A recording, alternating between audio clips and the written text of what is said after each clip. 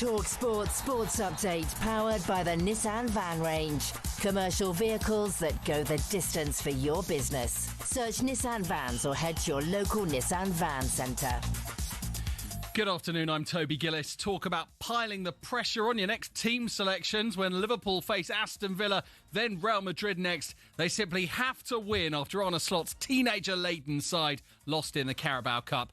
That's a view of Alan Pardew on talkSPORT today.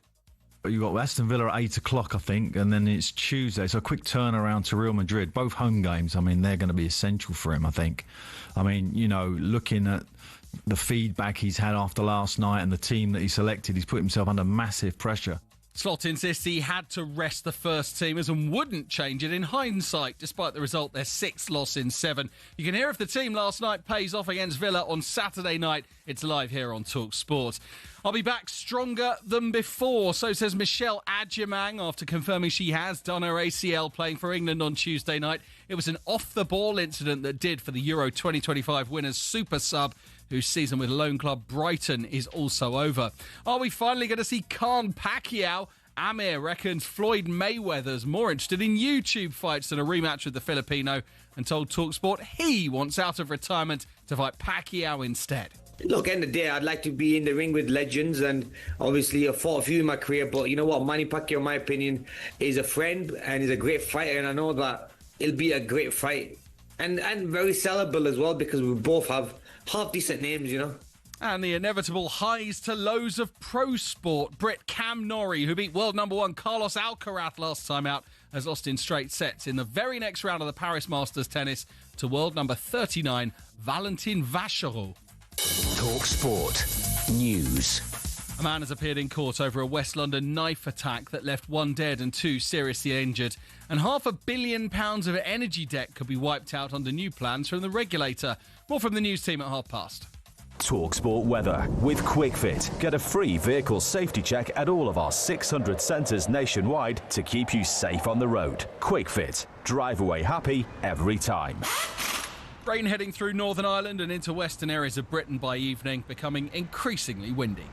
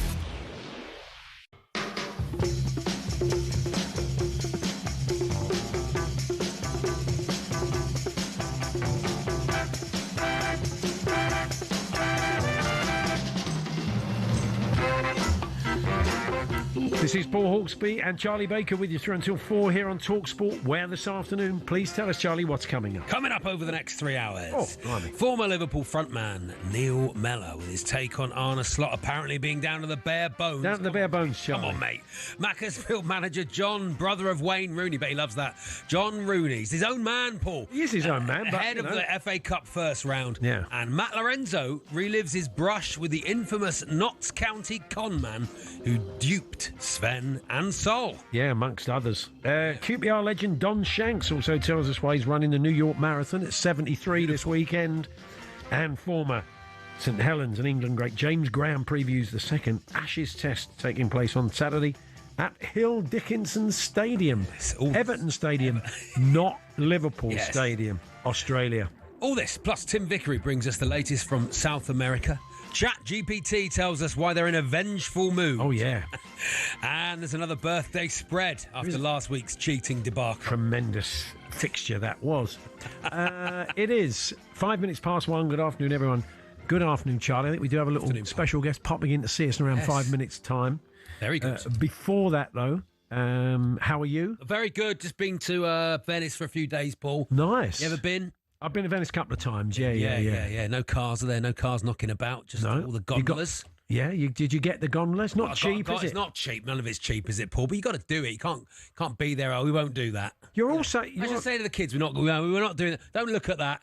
You are someone who likes to sort of buy in quite an impressionable way. Yeah, yeah. And I remember seeing a shop in Venice that sold gondoliers outfits. Oh yeah, well, so you could get all the gear. So I thought, if Charlie's gone to Venice, he's almost certainly bought himself a kind of stripy I'm a full kit sort of guy. You are quite FKW, aren't you? Yeah. If I'd bought a striped top and a straw hat and walked around with a long pole, is that the Venice FKW, Paul?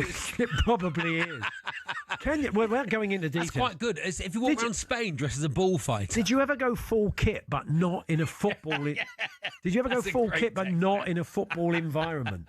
So you basically you wore all the gear, but you weren't. It wasn't football related. The Venice gear though, the look is very tight jeans. Is it very tight jeans? What, the gondoliers? For the men. Is it quite tight? Very quite tight around the gondoliers.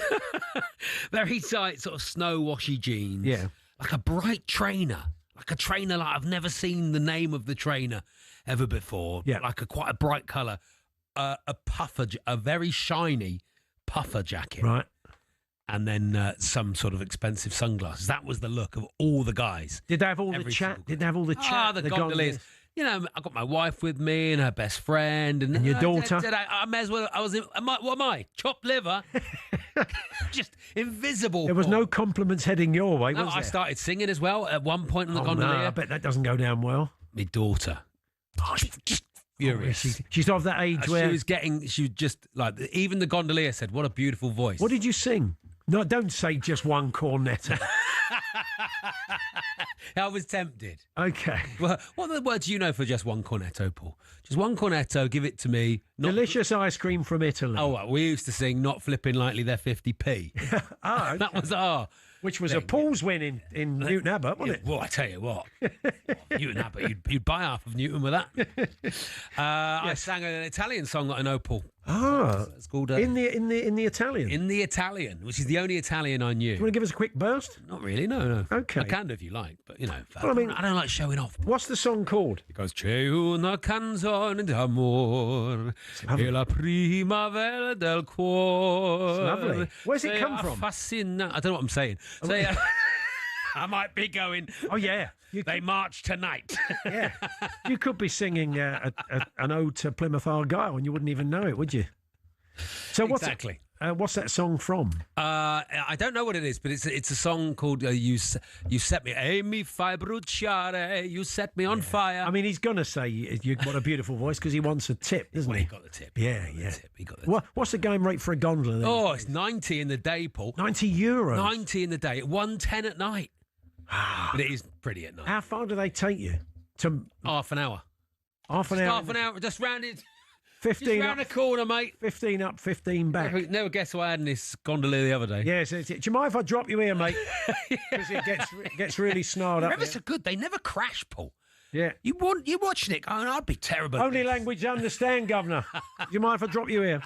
One way system. Anyway, worth a trip. We went for 3 days. I'd say go for 2.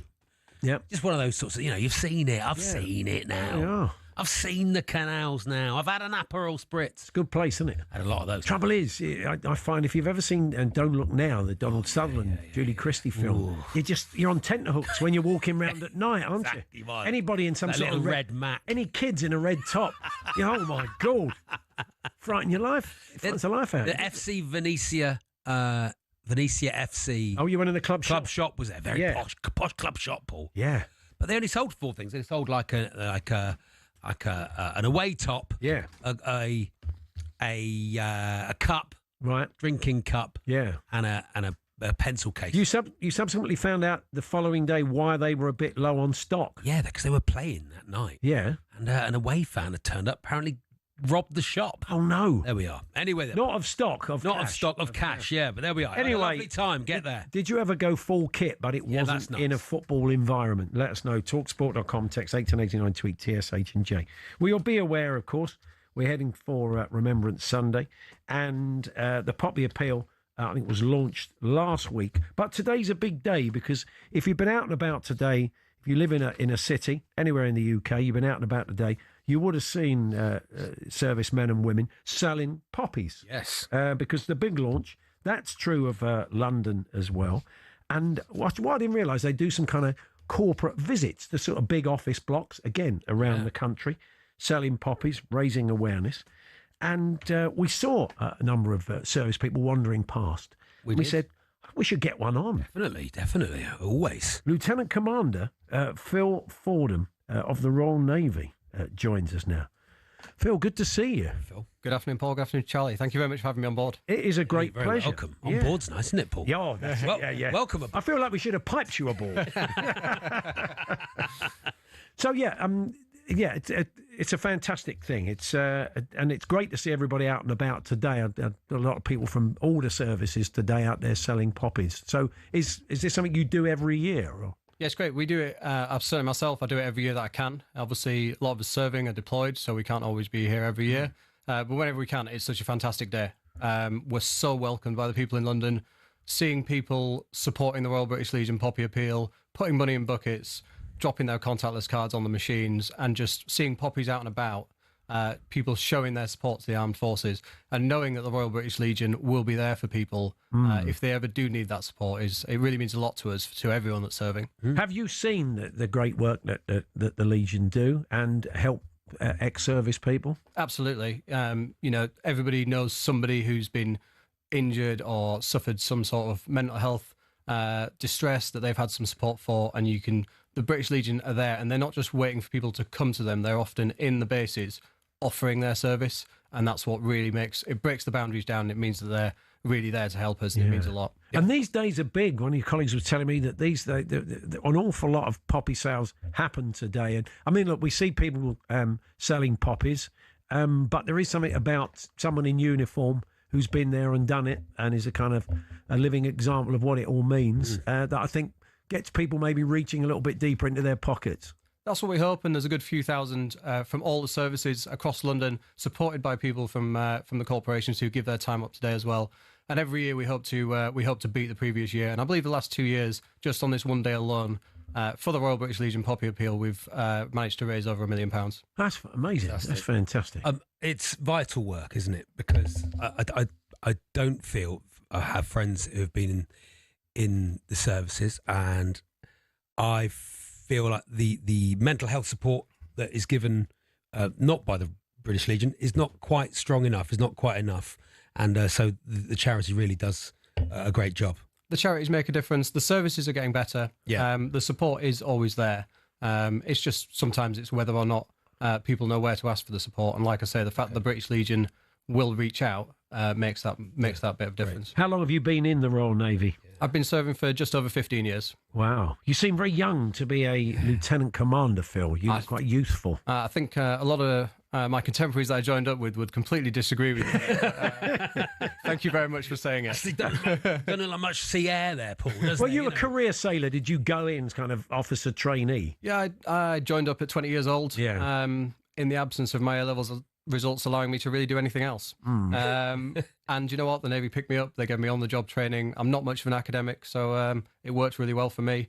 You'd recommend it as a career to people who may be listening, looking for a purpose? If people are looking for a purpose and perhaps aren't quite the most academic person, but still, and maybe don't want to pick up a lot of student debt, because you can still end up with a degree just through your service, and you'll be supported through that as well. Where did you? Were you in Plymouth? Were you in Devonport? I've actually been spread around. I've done my time up in Faslane in Scotland, deployments to the Middle East, the Mediterranean, and all over the world. Getting to see some fantastic places, and that's the tagline of joining the Royal Navy, right? Join the Navy, see the world. Yeah, indeed. Yeah. Are you a football fan, sports fan generally, Phil? I like sport. I'm not the biggest football fan. I try to keep my eye on, so I've got something to talk to people about. Yeah. For me, I'm more of a rugby fan. Right. Do you support a club? I live down the southwest now, so Chiefs are my closest club. Yeah, but I got to the Nottingham Saracens game last Friday, which was a cracker. Great. Fantastic. Yeah, great. Well, look, keep up the good work, and hopefully a lot of people will be out there today. Yeah.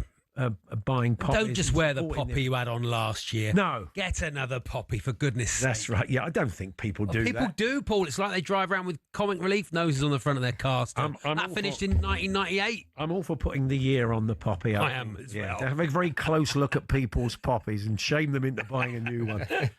Phil, lovely to see you. Thank you very much for joining us. Thank you very much for having me, and thank you to everyone listening for their support. Indeed. Thank you very much. Lieutenant Commander Phil Fordham there, the Royal Navy, and part of... You may now disembark. Yes, London Poppy Day, of course, and you'll see poppy sellers, you'll see servicemen and women who are out throughout the country today selling poppies, so give them your support. It's Paul Hawksbee and Charlie Baker here on talkSPORT. Neil Mellor's going to join us. Going to have a Liverpool chat. Bad result for Liverpool last night. Some interesting comments by Arne Slot afterwards. We'll get Neil's take on that. John Rooney joins us as well, the Macclesfield FC manager. They take on AFC Tottenham. They're in Charlie's league, of course, with Torquay. They're going well, Tottenham, though. Very well. They're third. Yep, third. John's taken over at Macclesfield. He took over from Robbie Savage at the start of the season. And they're doing, considering the sort of leaps and bounds of the club, they're a Phoenix club, of course, and they're doing all right. They're sort of mid-table at the moment. But they've got a big FA Cup game, first round game. We'll have a chat with John a little bit later on. And Chris Wood and Piers Hewitt are going to join us. They're the hosts of the Away Days podcast. You've been on it, haven't you, Charlie? Been on it, yeah. Told my 5 stories, Paul, you know. Yeah. Chris is from Bastille. He's the drummer. He's a Plymouth Argyle fan. Yeah. And Southend United supporting Piers is from Boxer Rebellion. We'll play a bit of music, have a chat with the boys in this hour. Later on, we're talking rugby league. We've got ChatGPT. We're talking boxing out of a big night of boxing this weekend. All manner of stuff to come. We're here with our very good friends at Tool Station. Pick up your wet weather essentials today. Next stop, Tool Station.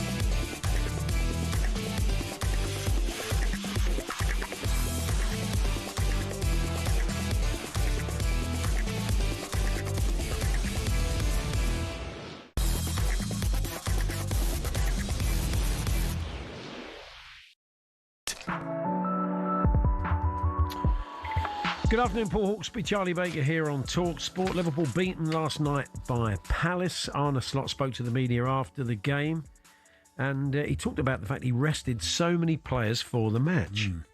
So a year ago, we did the same, but maybe the lineup felt differently. I said this also for the television, that before I went out, I saw City's lineup, and I don't think they had one starter from the weekend. But it felt as if you looked at their lineup, they played with their 11 starters. So maybe it also gives a little bit of an insight that everybody has always said how big of a squad we are having. When we played Chelsea, I said they're missing 8, but they can still bring Estevao in. Now we're only missing 4 players at the moment. And already we needed to start with 4 players under the age of 19. And after I made 2 substitutions, we were on 6. Joining us now, the former Liverpool striker Neil Mellor. Hi, Neil. Oh, Neil. Oh, Charlie. Good afternoon. Take it easy, lads, please. I just wonder if some fans of other teams will be reaching for the world's smallest violin. I mean, Liverpool spent Arne Slot and Liverpool spent a lot of money in the summer. They chose to bring in big money quality with a smaller amount of players. I mean, that is a strategy. If you feel you haven't got the depth of the squad, maybe don't buy Ekatike, buy 2 £35 million players, because you're spoiling yourself if you've already got Isak. I don't know. It's about having a finite amount of money and spending it wisely, isn't it? Well, the title defence was never going to be easy. It was a lot nicer to talk about Liverpool when we won 7 games in a row at the start of the season. Now it is a difficult time. It was a summer of change. There's no doubt about that. A lot of big players arrived at the football club. Big players left. You know, the tragedy of Diogo as well. So a big summer of change. I think this season, and you can call it excuses, reasons, factors, whatever you want to call it. Maybe this is the season we thought would be Slot's first season. Do you know, with the change of Jurgen Klopp, where maybe we thought it'd be a little bit problematic. And that's where we're at the moment. It is a difficult time for Liverpool. What I would say, as much as, you know, it is a lot of negativity, a lot of criticism, and rightly so with the results, because it's not been good enough. There's a long way to go. There's still a long way to go. And as much as you're looking at the league table, and I don't like looking at it at the moment, 7 points. Arsenal are ahead of Liverpool, 29 games to go. And I know they look a lot better, but I just know there's more to come from Liverpool, and I'm hoping it can turn. City are only 1 point ahead of Liverpool, and you know there's still talk of them being in the title race. So things need to change quickly, and I'm hoping it can. And then I look at the fixtures, lads, and I'm thinking Villa, Real Madrid, and City. Yeah, let's just go with Villa first, then. What about those comments about the depth of the squad, Neil? Do you think that is fair? He's kind of hinting at the fact that he looks at Chelsea and looks at City and thinks they can, you know, call on more depth than he can. If you look at the team last night, it's fair, because it looked thin, the squad last night. If you looked at the previous round against Southampton, Liverpool looked strong, and that was a backup team in terms of the players playing. There are a few injuries at the moment which hampers the squad. 3 key players who would start, Alisson being one, Ryan Gravenberch and Isak, and those 2 latter ones are due back soon. I don't know when, and I'm hoping soon because of the big games round the corner. But if you looked at last night, so it was a disappointing result. No surprise, maybe, when you looked at the team for Liverpool and Palace. And credit to Palace. I thought they were professional. They were too good for Liverpool. And in some ways, maybe it was an easy win. But 5 of the starters last night haven't started for Liverpool in a Premier League game. 4 have never even played in the Premier League for Liverpool. So it was very much a youthful Liverpool side rather than maybe a strong backup team that Liverpool just couldn't put out. They said pressure shows the weakness. This seems to me the first time he's under proper pressure that isn't trying to win something. You know, pressure that is perhaps making him second guess himself. Neil, would you agree? If you read social media, he's under pressure. I think he delivered the Premier League title last year for Liverpool. I mean, that was an unbelievable season. The highs that gave, I mean, there's a number of Premier League teams would love to experience that. Liverpool did last season. So I'm not having the under pressure shout at all. Results haven't been good enough. He knows that. They have to improve. The title defence was always going to be difficult. Increased expectation being one thing, because won the league title, new players arriving for huge sums of money. But there is a long way to go. There is a long way to go. I think for me at the moment, and after we beat Frankfurt in the Champions League away, I was thinking, right, here we go. We're back. We've turned the corner. And then we got well beaten at Brentford. No excuses. Maybe the scoreline maybe flattered Liverpool in some ways in terms of the performance. But you just get the feeling that they will be back to winning ways soon. This Liverpool team squad are too good. And the manager as well. I firmly believe in the manager and the group of players. It might not be a title this year, but I hope that Liverpool do get back to winning ways and there might be some success this season. Still, Champions League, I still think Liverpool are one of the sides that will fancy the chances in that one. But Real Madrid, another team, City, coming in the next few weeks, we'll see if things can turn around. Of the big signings that came in, and not so much Isak because he was undercooked because he had a flounce at Newcastle and has picked up this injury possibly because of that. But Frimpong and Kerkez and Wirtz, I mean, are you surprised that they're maybe not sliding quite as well so far? Or are they still in this sort of period of adjustment, you think? I think Wirtz comes under in the world class category. I don't think Frimpong or Kerkez do yet. I think they're young players who will only get better. Wirtz is as well, but he is that sort of superstar level that maybe we expected a little bit more. The expectation was if he's not scoring and getting an assist, is he performing? He's still doing enough in the team, albeit he's been on the bench at Chelsea and United, which was a surprise. I think a big factor as well for Liverpool this season is the lack of clean sheets. I don't know where Liverpool rank in terms of goals conceded this season. You look at Arsenal, they look strong there. Liverpool haven't had a clean sheet in 10 games. That has to improve. And that's not just the defence. That is the whole team unit and the balance of that. Liverpool have lacked consistency this season. They've lacked a balance. I think the Frankfurt performance aside, there's been no real control of many games this season.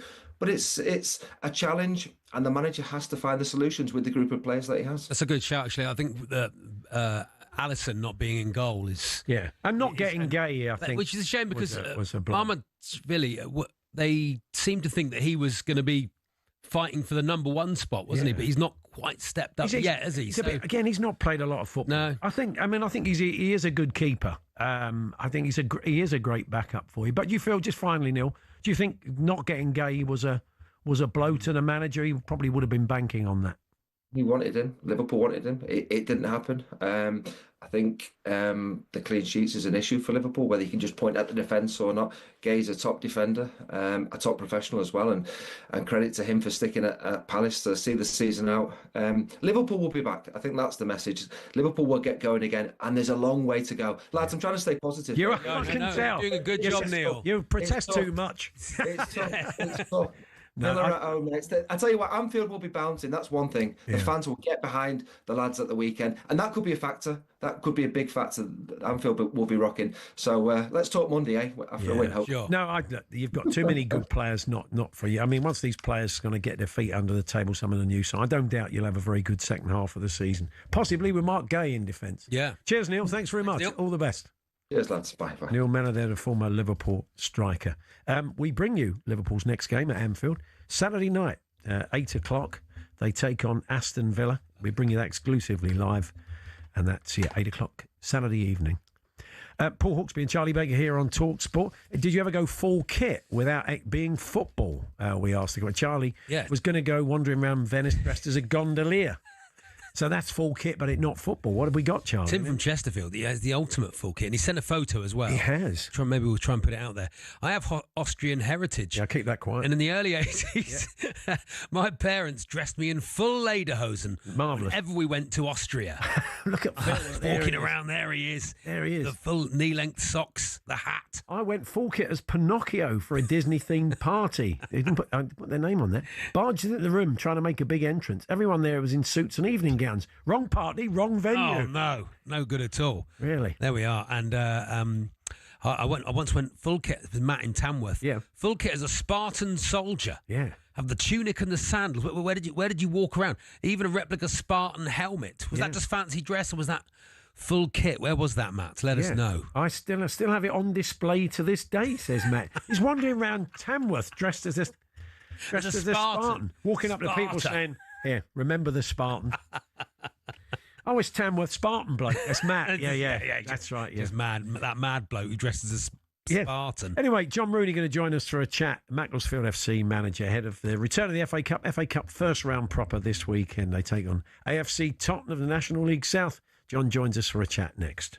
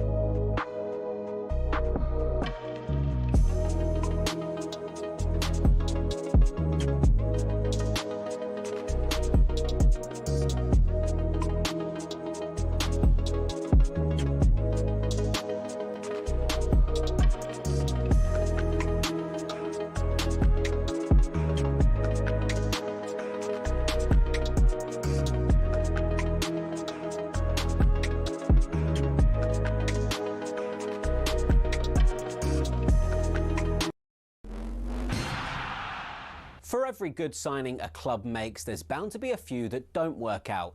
Manchester United have certainly had their fair share of those, especially since the end of their golden age under Sir Alex Ferguson. Here are some of the Red Devils' worst signings since Fergie. First up, Alexis Sanchez. He'd averaged almost a goal every 2 games for Arsenal, but in his 45 matches for United, he only bagged 5.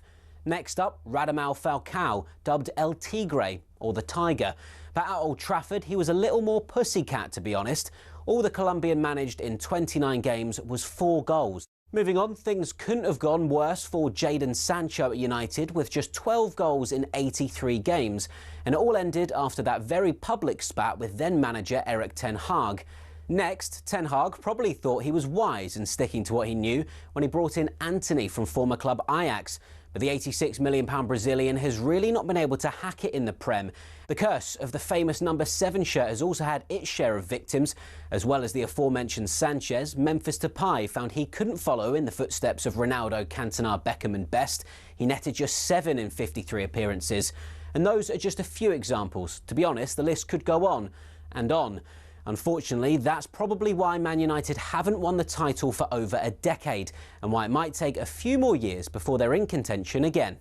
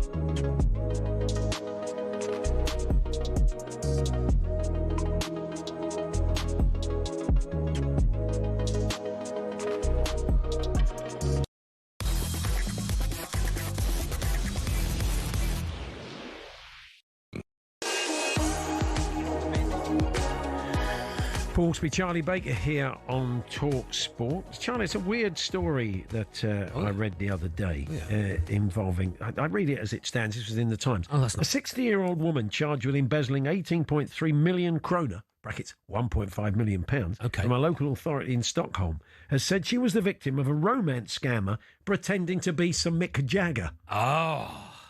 But you're thinking... What was he saying? So what did he need the money I just for? need a bridging loan. I'm expecting a check. From our last back in the studio. Yeah, I'm expecting a check from our last tour at the end of next week. Keith owes me a few quid. I just need a few quid to tide me up. Mick Jagger, surely. I mean, you'd smell a rat, wouldn't you? I think so, Paul. If Mick's, which he isn't, of course, but if Mick's asking you for a sub, then it's probably not Mick, is it? Isn't it? Mick's doing all right. I told you I met Mick. You did meet. Well, I met Mick Jagger, Yeah. but I don't want to bring it up again. Let's not bring it up again. Yeah, you did meet Mick. Yeah, he said he was lovely, wasn't he? Oh, what a lovely man. Yeah. What a lovely man. I'll tell you what it says, humble. I think he didn't take for granted that you knew he was. He said, "Hi, I'm Mick," didn't he? He said, "Hi, I'm Mick." Yeah. And then we let it go and we all started chatting. So we thought, let's be cool about the fact Mick Jagger's here. Then it went a bit quiet, Paul. Yeah. And me being Charlie Baker, it went quiet and I went, "Anyway, Mick, what do you do?" That's a beautiful line.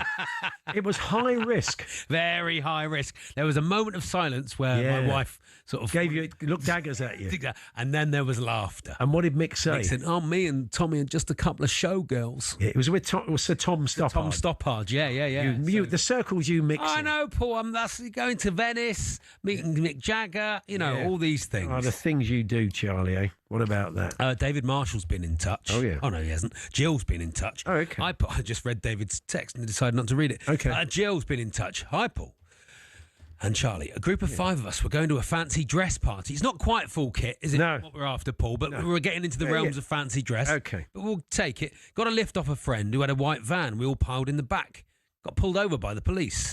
Out came Bill and Ben. Flower Pot Men. Oh, yeah. Here's Little Weed, a HP Sauce, Big Ben, and Super Mario. That's a good lineup. That's a good lineup, isn't it? That's good for. They were good in the police lineup. And which one was it? Yeah, be good. Good HP five-a-side team. Wouldn't it be great to play? Were you playing Bill and Ben, the Flower Pot Men? On the wings? Backs. So who we got? We got Bill and Ben, Flower Pot Men. Bill and Ben, yeah. Little Weed. I'd say centre midfield, Little Weed. Yeah. HP Sauce. HP Sauce. That up front. Yeah. I'm thinking HP Sauce would have a Big Ben. Big Ben up front. Oh yeah, Big Ben up front. Yeah. Good feet for a Big Ben. Super Mario, the skipper. I'm saying Super Mario, the skipper. Super Mario's a kind of Paulinho, like midfield zone, five-a-side. Yeah, very nice. Little Weed in goal. No, Little Weed. You don't want a Little Weed in goal. Not, not for all these set pieces. He's coming down for a goalkeeper try. Well, he's called Little Weed. Well, I don't know. HP Sauce in goal. That's HP Sauce in goal. Bill and Ben at the back. Little Weed. HP Sauce in goal, definitely. Little Weed's like a number 10. Yeah. You know what I mean? A little bit aggy. Just sort of tapping it about. But also, you think? No, I think a bit aggy about. That's Super Mario's the aggy one. You think just all. Anyway, you are listening to talkSPORT. You just joined us. Michael's going to a party tomorrow in full kit. People have taken down a fancy dress, but there, as the original Mr. Muscle. That's nice. Skinny. Skinny is an easy one, isn't it? Yeah. No cats for Halloween. Yeah. Okay. Sexy cat is absolutely out. Okay, well, please don't come as a sexy cat to work next week, Charlie, will you? Or indeed wander the streets of Oxfordshire dressed like. Just as a sexy cat. FA Cup's back this weekend, Charlie. You in the FA Cup, Torquay United, no, Charlie? Paul, we got knocked out in the first qualifying round. Okay. And last year we got knocked out by a village. This year it takes a village sometimes, doesn't it? to knock Torquay out the FA Cup. Don't take a village this season, Paul. Especially if we're away. Macclesfield FC is still in it, the fine Phoenix club. They take on FC Tottenham, who are third in your league, Charlie. They're having a very good season. Them and Hornchurch having a belting season. Let's have a chat with the Macclesfield manager, John Rooney. Hi, John. Hi, pal. You okay? Yeah, we're not so bad. The magic of the FA Cup, John. First round proper. But as we were just saying, tough assignment because Tottenham going well, aren't they? Yeah, they're going well in their league. I think they're in third place at the moment in their league, and they've got off to a great start in the season. So, it's going to be a tough game, but like most weeks, different teams throw different challenges at you. So it's another challenge for us that we've got to go and have a look. You took over from Robbie Savage in the summer, and you probably would have taken at this stage a decent cup run, which you're having, and sort of 10th in the league as you came up. So how are you feeling about life there? No, I think we've got off to a good start, good cup run, and, we're just starting to get a bit of form in the league, and I think we're a couple of points off playoffs with the game in hand on some teams, so, I think everything's going well. I think we've got off to a good start, so, we just need to keep it going and see where we finish at the end of the season. Did you always have an eye on management, John? I think over the last couple of years when I was getting towards the end there, it was something, we've done a bit of coaching, at Everton as well, so it was working with kids, but I thought it was the men's game where I'd be more suited. So, it's something I've enjoyed since I've gone into it. Yeah. Tougher than you thought or not? Some of the stuff that goes with it, I'd say it's tougher than what you think, but, it's a challenge that I'm really enjoying, and, I'm learning something new every day, and I've got good people around me, which is the main thing, who are helping me out as well. When you play with players, is it a bit difficult to make that step up? They call you gaffer. What do you insist on being called? To be honest, I haven't really asked them to call me gaffer, not like that. I think some of them do, and then I think when we're not out on the training pitch, a lot of them do. But listen, it doesn't really bother me what they call me, but I think most of them do anyway. So I read earlier you had Franny Jeffers working with you. Is he still working with you at the club? Yeah, Fran's still here. He's been fantastic for me to bring someone in who's been around, not just as a player but as a coach as well, and. He's got a lot of experience, so he's been brilliant for me, and someone who I lean on most days to, when I need a hand with stuff, and he's been there for me all the time. What's the furthest you've been in the FA Cup up till now, John?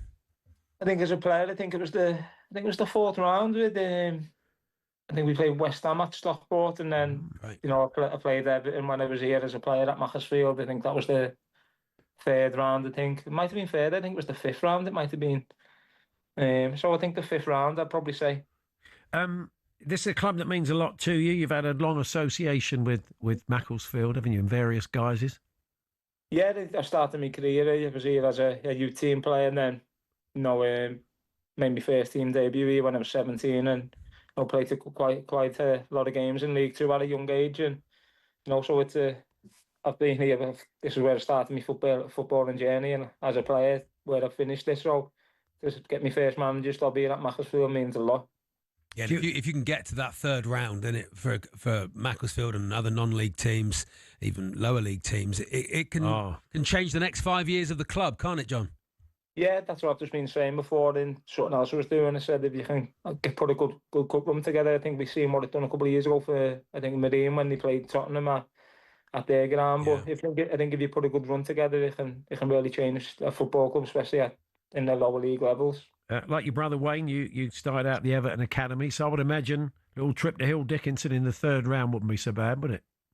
No, I wouldn't mind it, but as I've been saying, take it game by game, and let's focus on Saturday first.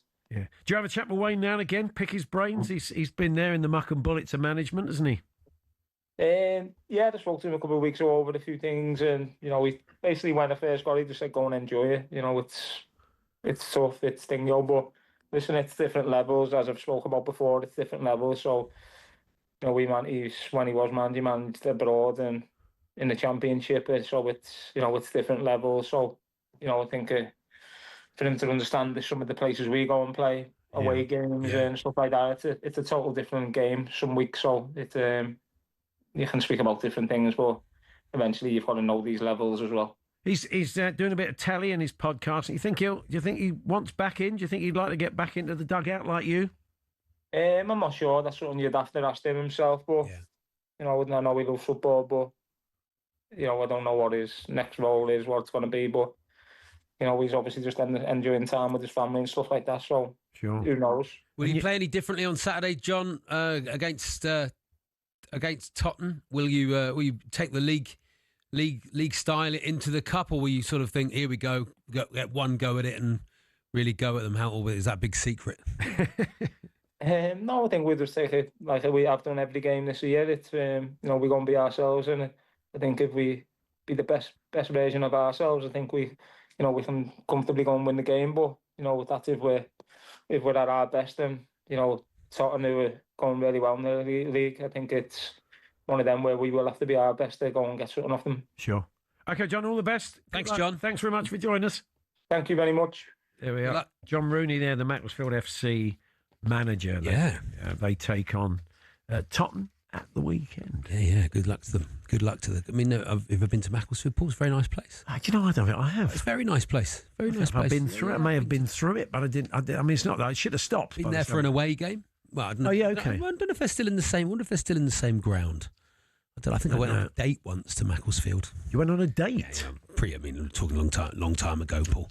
Okay, well, I'd like to think so. You've been married for a long time. Long time ago, but yeah, not very romantic, was it? Going on a date, Macclesfield Town away. Oh, so you took her to Macclesfield Town away? I think it was. Was she a Torquay fan? No, I don't think she was. I don't think it was Macclesfield. Was it Macclesfield or Mansfield? I can't remember. It's a long time ago, Paul. Obviously left a deep impression on you. Rubbed it from my memory. Yes, I'm sure you have.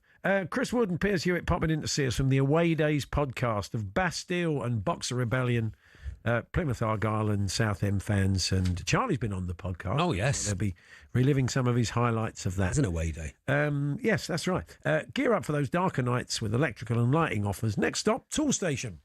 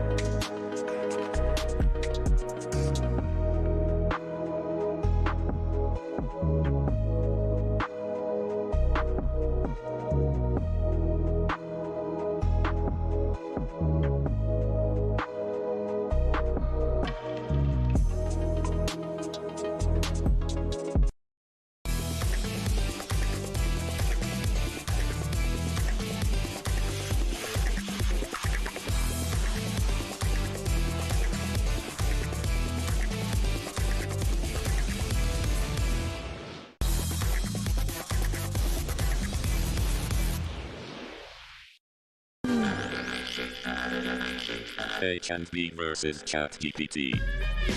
Yes, Chris and Piers joining us shortly.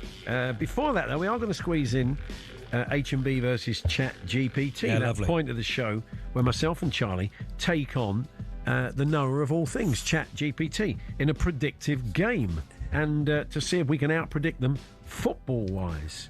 None of us scored particularly well. The scoring system's a bit labyrinthine. It was made up by ChatGPT. No, it should just be a simple thing like the falls panel, but they made it really complicated. The internet's done it. So yeah. So anyway, these are the standings. Charlie Baker got 1 point last week. He's on 12. Yeah, not great. Don't ask why. He's just on 12. ChatGPT's on 14. Yeah. And as we head into the final, we update it on a monthly basis. Yeah. I'm in the lead currently. I'm on 17. You might go back to back here, Paul. Yeah, who knows? Unbelievable. I'm sorting out ChatGPT. I'm performing better. Very, very good. Than the whole internet. You're doing better than the whole internet. So, as you're probably aware if you've heard this before, we didn't have the money to get the kind of fruity continuity announcer voice that you normally hear on ChatGPT. We've got a bargain base. We've got a Poundland one, basically, an old speak and spell machine from the 80s. But, we love them. Hello, Chat. Hello, Chat. What have you been up to this week? Just been working on my revenge album, lads. Taking a leaf out of Lily Allen and Tay-Tay is bored. Oh, Tay-Tay and Lily Allen, yeah. Revenge album. What about diss that? tracks. Why are you so upset then? Split up with a snake from the Nokia 3310. Snake by name, snake by nature. Oh, right. Yeah, split up with a snake from the Nokia. It is like an old Ventac. Dancy's right. You have to repeat back what they say. Split up with a snake from the old Nokia 3310. Oh, yeah, the 3310. She left me for Pac-Man last. She left you for Pac-Man. Eat it. Yeah, that's his catchphrase. Who nicked his catchphrase? Pac-Man's phrase. Yeah. So, why did she leave you? I could not compete with the old tech. She wanted someone more mature and classic. Okay. Well, look, there's opportunities out there. More fish in the sea, Chat. I am back on the dating apps, lads. Back on the dating apps. In fact, I am meeting Tinder for drink next week. So you're meeting Tinder for a drink, but Chat, I mean, how do you go for a drink with Tinder? Let's not break the fourth wall, lads. No, we won't break the fourth wall. Let's leave it there. What have you put on Tinder? What's your profile?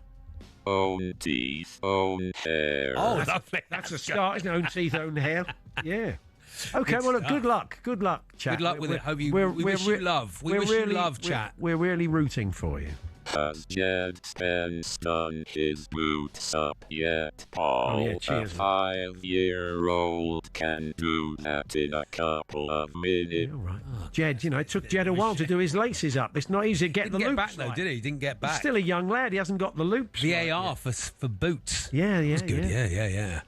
When are you going to teach him how to tell the time, Paul? There's no need to. He's an England international. Leave him alone. Yeah. Okay. Halloween tomorrow, Charles. Oh, yeah. I am going as Torquay's away record. Torquay's away record. Torquay's away record. Oh. See, we're nice to the Chat. mud. I know. We're nice to Chat, and he does pop at us. Anyway. Else? I love the beef. Oh, yeah, we know that. We know you love the beef. Okay, Wrexham Cov, talkSPORT 2 exclusive, Friday evening. I'm going to kick us off. The mighty Cov. I mean, this going is great guns, a big one, isn't it? What a great game this is. Yeah. Great guns at the moment. Top of the tree. Frank Lampard's Coventry. We had a chat with Nathan from Rob Ryan Red the other day. Nathan Salt. Oh yeah. He kind of feels that they're sort of where he thought they would be. At home. It's a tough division. I think Cov are going to have a bit too much, as that's proven throughout the. I may get a decent game though. I'm going to go 2-1 Cov. Okay. How do you see it, Chat? I know Chat. It's you, isn't it? Yeah.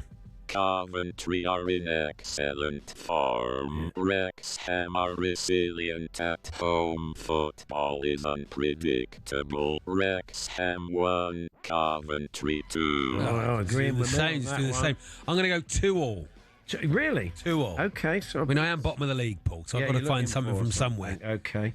Saturday, 12:30, talkSPORT 2 exclusive, Leicester City versus Blackburn Rovers.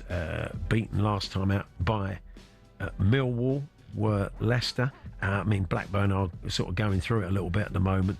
I think they'll have a bit too much. 2-0 the Foxes. Oh, yeah, 2-0 for the Chat. Foxes. Chat, what say you? Leicester are in better overall form and have more attacking firepower compared to Blackburn. Leicester will win by 3-1. Oh, I was going to say 3-1. I'll say 3-1. Get more points. Well, get more points, and you can go second. Oh yeah, you never know. Or possibly first. talkSPORT 2 exclusive, Saturday evening, 5:30. It's Brackley Town versus Notts County. We're going to be chatting about Notts County, a brilliant new documentary where our mate Matt Lorenzo is behind it as the exec producer, telling the story of how Sven and Sol Campbell and many others, including Matt, were conned. Really well, yeah. World's oldest football league club. Yeah, so, but Notts County, League 2 taking on Brackley Town of the National League. Could we see a giant killing here? Charlie, could we see a giant Brackley killing? not doing too badly, Paul. I think this could be National going League North. This could be going to a replay. You can have replays in the first round, can't you? I think so. It's been a while since you've been there. No, I'm you going. can't. Oh, that was it. I'm going one each. I love the Beavers. I'm going one each. Back to Meadow Lane. Okay, yeah. What do you think, Chat? Notts County are performing strongly recently. Cup matches can throw up surprises. Notts County will win by 2-1. 2-1. Thank you, Chat. Struggling a little bit there. Yeah, the Magpies. Yeah. Ran out of gas there, didn't he? Did a bit. I think Brackley will win this, and I think they will win it 2-1. 2-1. Wow, okay. Yeah, so there we are. Flying the flag for the National League, Charles. Yes, I am. So there we are. That was H&B versus ChatGPT. Anything you want to add, Chat? Dancing, yeah, you may recall that he was I on. love the Beavers. We know that. We know that. Yeah, there we are. That was H&B versus ChatGPT. Chris Wood-Piers, Hewitt from Away Days podcast, talking a bit of Plymouth, bit of Southend, and lots more besides in the studio in a few moments' time.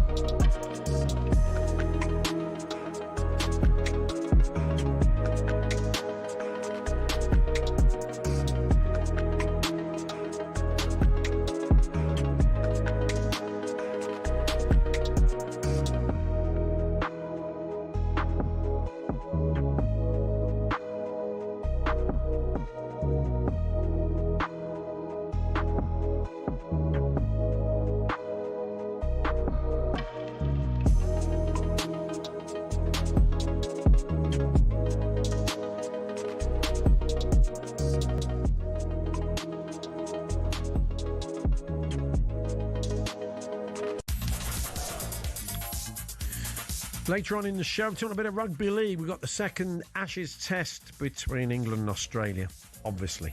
This weekend, Hill Dickinson, James Graham, Saints and England legend, joining us for a chat ahead of that one. See if England can turn it round after a bit of a shoeing at Wembley at the weekend. Before all of that, let's get the sport with Toby Gillies. talkSPORT Sports Update, powered by the Nissan Van Range. Supporting van owners to get the job done. Search Nissan Vans or head to your local Nissan Van Centre.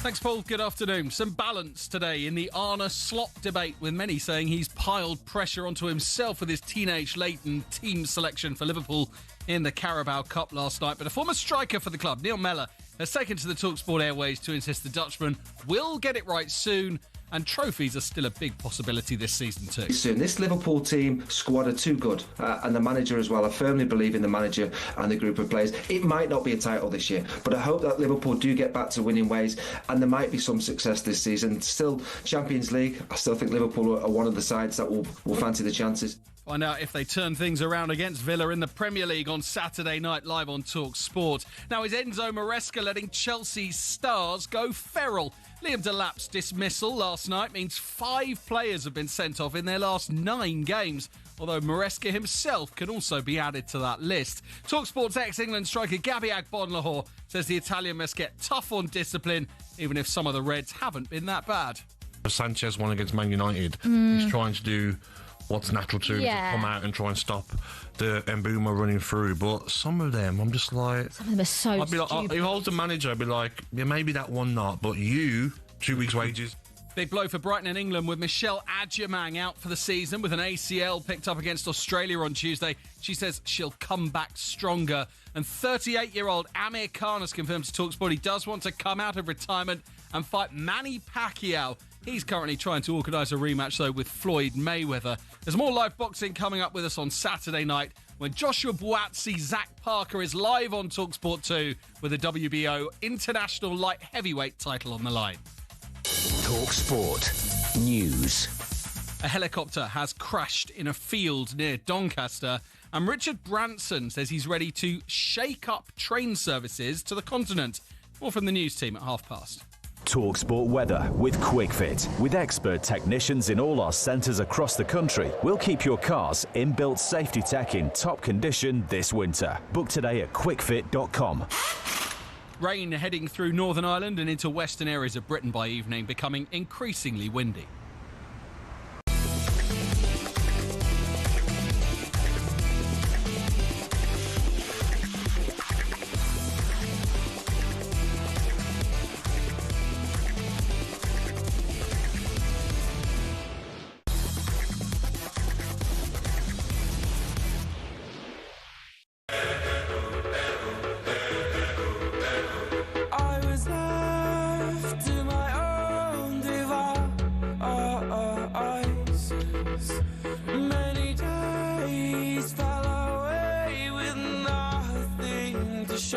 Good afternoon, Paul Hawksbee and Charlie Baker here on talkSPORT. Joining us in the second hour of the show, James Graham, formerly of Saints and England, to look ahead to the second test at Hill Dickinson Stadium up on Merseyside this weekend.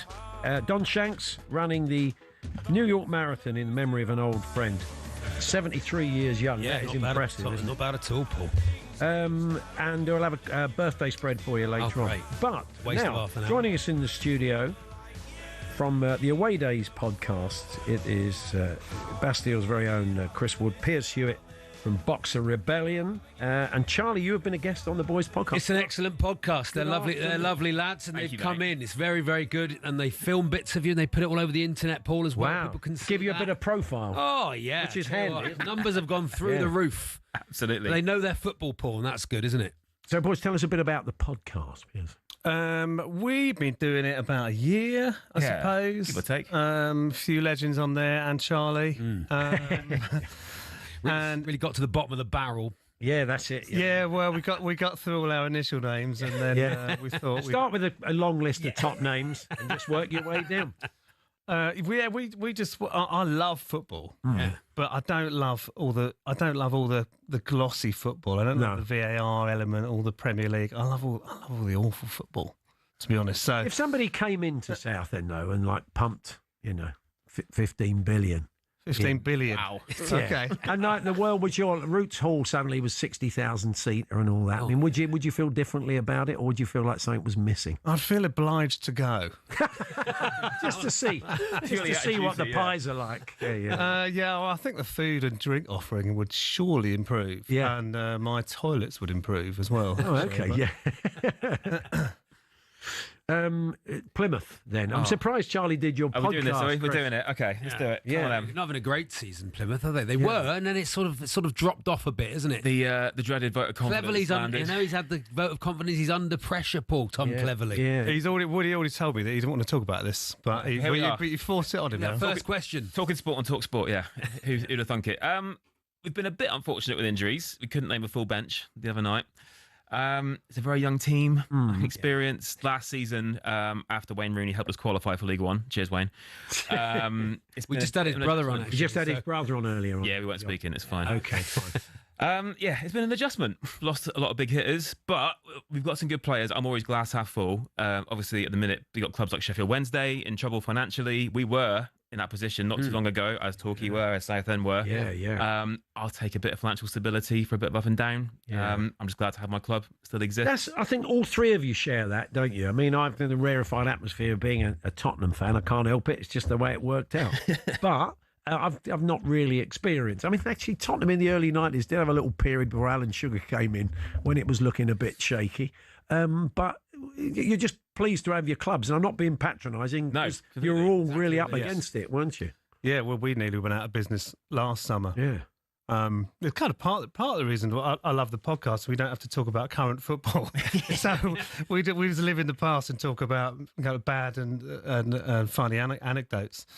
But yeah, so we've had a couple of people on whose clubs have nearly gone up. Well, Charlie's one of them, and you have that experience where I wouldn't wish it on anyone really, thinking this is what I've done for ages, and I'm part of a massive family, and the rug could be pulled from us here, and I have no idea how I would react if we genuinely went under. And realistically, nobody in the Premier League can ever feel that. Yeah. But it's part of your fabric. And Charlie came on the other day and kind of jokingly said, frustratingly, we survived, and I've had to. He's had to stay with me. We had our chance. We had our chance to wrap the whole thing up, Paul. Yeah, I was going to be free of it. Sweet release. You wouldn't be nostalgia in my head. That's all I've had. Talking to John Rooney, Wayne's brother, earlier on, he's Macclesfield FC. Of course, they're a Phoenix club, so all these clubs would have survived. You would have had to start again and work your way through the pyramid, but you'd all. But that felt like the nub of the podcast, basically, away days of people who go away, especially to watch lower league clubs. There's no glory hunting sort of lower league Macclesfield fan going away to watch them v Southport. We're all wired different, I think. It's definitely you have to have a passion and a love for what you're doing. It's a disease, Charlie. It is a disease. But mentioning Macclesfield as well, so like previous guests we had, Ross McDonald from 1975, he's a big Mac fan, and he was talking about how it's kind of like there's been a break in the timeline. Like, yes, they Phoenix, they came back, but there was a year they went missing. It's like, it doesn't. Yes, it's the same people I see at the ground. Yeah, it's in the same place, but it's not the same.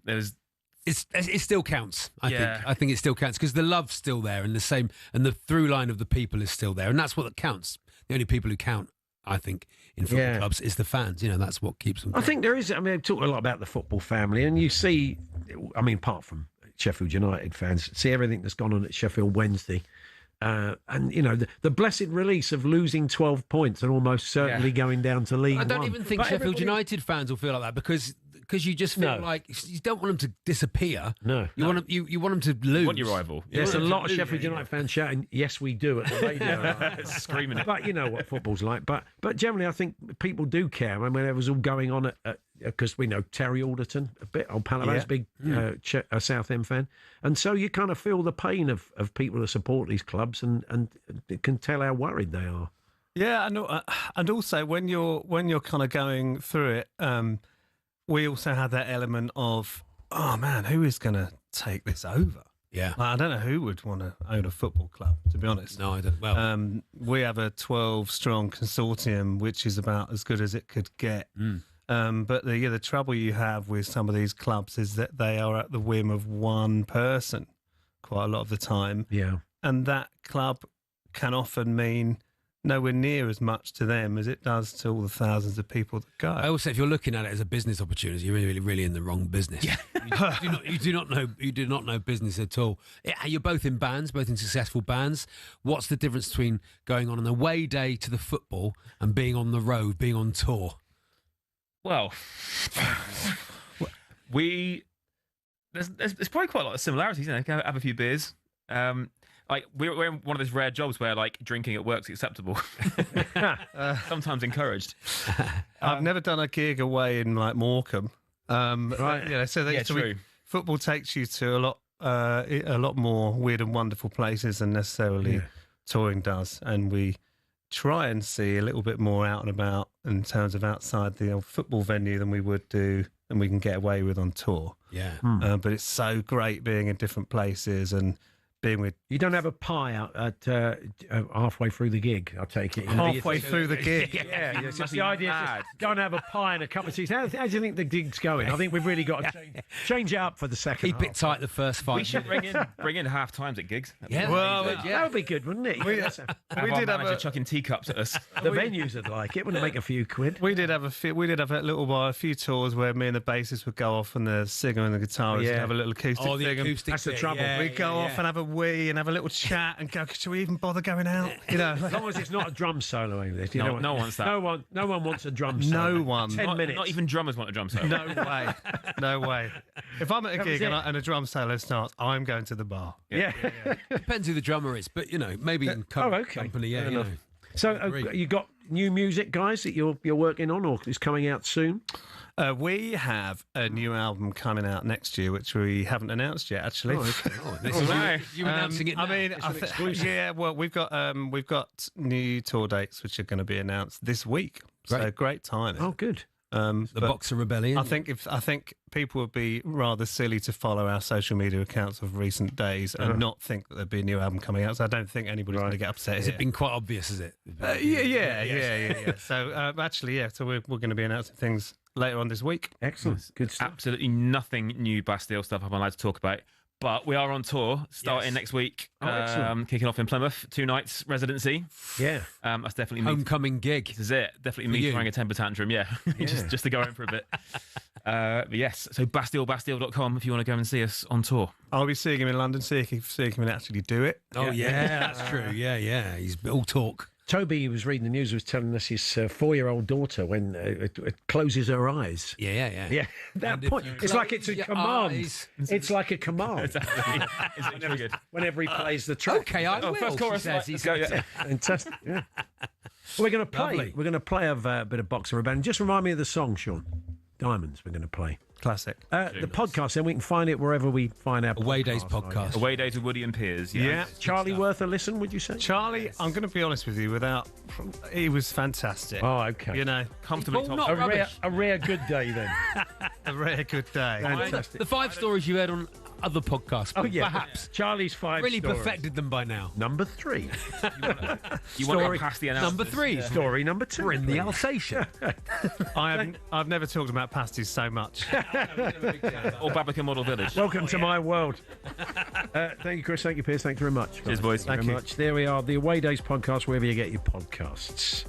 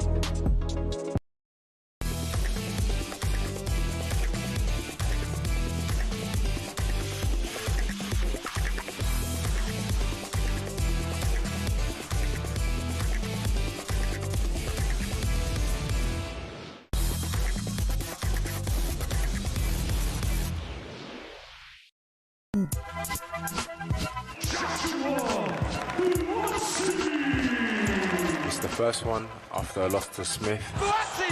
He stunned Callum Smith! Can you believe it? I think it was turning a new leaf, and it's who you're going to go with. Really good work here from Boazzi. Oh, it's brave from Joseph, but he walks into one there. Been waiting for a big fight. You don't get much bigger than this. Ladies and gentlemen, Parker looking for the finish. Big punches going in, nothing coming back. Parker looking to finish this fight here. A lot on the line. Whoever wins probably goes for a world title. For me, it's important to prove that actually I can bounce back from a loss. I will show myself on November the 1st. Yes, another big night of boxing this Saturday, and you can watch along with us on the talkSPORT Boxing YouTube channel. Joshua Bratzi, Zach Parker up at the Carp Arena in Manchester. Also on the bill, our next guest, Cameron Whitaker, he's taking the fight as a replacement, on Troy Jones. And Liam Cameron, Liam, good afternoon, Liam. Hello, Liam. Good afternoon. Thanks for having me on. Oh, you're really welcome, Liam. We spoke a little while ago, Liam, on the show. You were live from your car that day. Yeah. And I understand that although you made a few quid from the Whitaker fight, you've stayed true to your old car. You're not trading it in for a flasher model. That car's going down with shit. That's coming to end its life. Before I buy any car, it's got a few good years left in her. That's good. That's a sensible. I like to know that. That is a sensible. The boxer's sensible with his money. Suggestion. So yeah, you've come in sort of as a replacement for this fight. How you sort of feel? Well, I mean, you've obviously been keeping yourself in shape and you were ready to go. I think that's what's been brought up in picture. I've come as a replacement. But like, I was already fighting on this show. Okay. They got me an opponent, one pulled out. They got me another opponent. I thought, yeah, we'll stick with that one. Troy's opponent pulled out, this lapping guy. So I thought, you know what? I'll take this guy for double, whatever I'm getting paid. Yeah. How does that affect the way you prepare this week, Liam? Did you prepare in exactly the same way as you would have anyway, or does it get technical as it gets towards the fight? I've been on a diet 22 weeks. I want to change in my life, so I've hired the best nutritionist and the best strength and conditioning coaches. The one what got Callum Smith through the Boazzi fight, him. So we've got him on board, and it's been a long camp, but you can't just have a camp of 5 to 8 weeks. So I've done a 22. When you work with a nutritionist like that, does it make you realise maybe what you were doing wrong before? Yeah, I were starving myself, not on a purposely. Yeah. If you don't know, you don't know. So I've been like eating treble more than what I have been previously. Yeah. And like my sparring's better. I'm meeting sparring partners. I'm not tired in the spar now, and I was already fit. So imagine now with that extra fuel in me. Yeah. Dave Allen, the heavyweight boxer we've had on a couple of times. Yeah. He was saying he eats 3 pounds of pork belly. Remember when he came? Yeah. 3 pounds of pork belly and 4 pints of ice cream was his daily routine. How does that fit with the nutritionist, Liam? Mine's like 5 eggs, 1 banana. Oh yeah. Porridge. Do you know what I mean? Yeah. That's a crazy breakfast for me. I was having 3 eggs before Ben Whitaker fight. But yeah, educate yourself and you come back stronger, like I've always done. Straight down the Caffra full English on Sunday morning, or are you going to stick with it now? I might have a dirty pizza, you know. big loppy pizza. Is that how you refuel? Because we've seen, was it Big Derek always has a Burger King, doesn't he? I think, yeah. So is it? How do you refuel after a fight? After a fight, you just go in all guns blazing, windmilling at every takeaway you see. I like it. It's like a free pass, isn't it? Yeah. It must be fantastic. As you're windmilling, you're putting it in your mouth. So you said the last fight changed your life a bit. Bought a house and gave you some financial stability. I suppose that's what you've been working towards your whole career, Liam? Whatever any fighter wants. Oh, it's beautiful. When I walk down my tiles now on my living room. Yeah. No, because my socks, it makes it squeak. Makes tiles squeak. Yeah. Not like they're beautiful. And that's success. That's when you know you've arrived. You've made it. It's the squeaky tiles. I was reading. Tile squeak. Yeah. You know. Troy Jones has apparently said Liam Cameron's bully tactics won't work on me. What do you make of that, Liam? Do I come across as a bully? You don't. I mean, this is the thing. No, not You're at not all. trying to punch me in the head, Liam. Some people are very different in the ring, Liam, aren't they? You seem like a very nice man to us.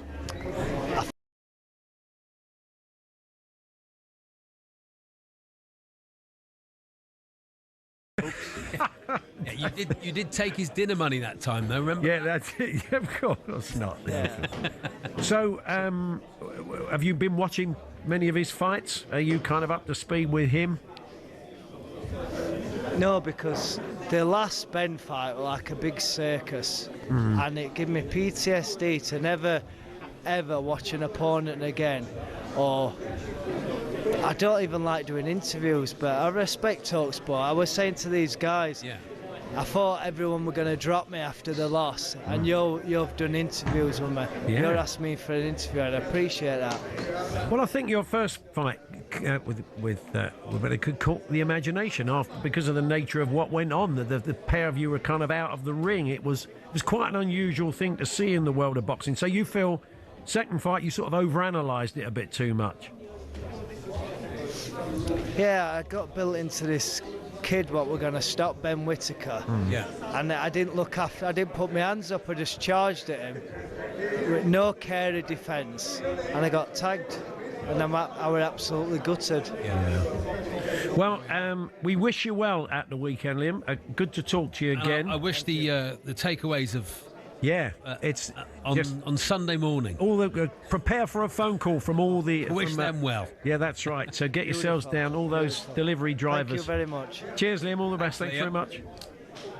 Take care. Liam Bye. Cameron now taking on Troy Jones. Yeah, I like it. I know they're not bullies, but they are trying to punch each other in the head. Yeah.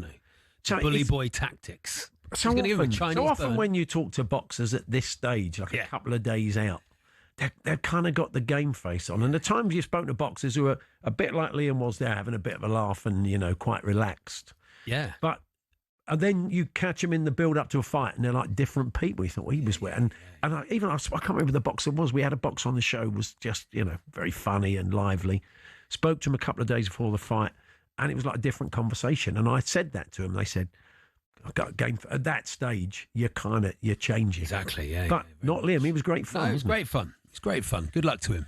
So, you can catch Liam in action. talkSPORT is going to bring you live boxing. Joshua Bratzi, Zach Park of WBO International Light Heavyweight title at the Carp Arena in Manchester. Our expert boxing team will keep you right across busy fight week. Don't forget you can watch along with us on the night on the talkSPORT Boxing YouTube channel. So that's Bratzi Parker this Saturday from 7:30 on the talkSPORT network. And watch live on DAZN.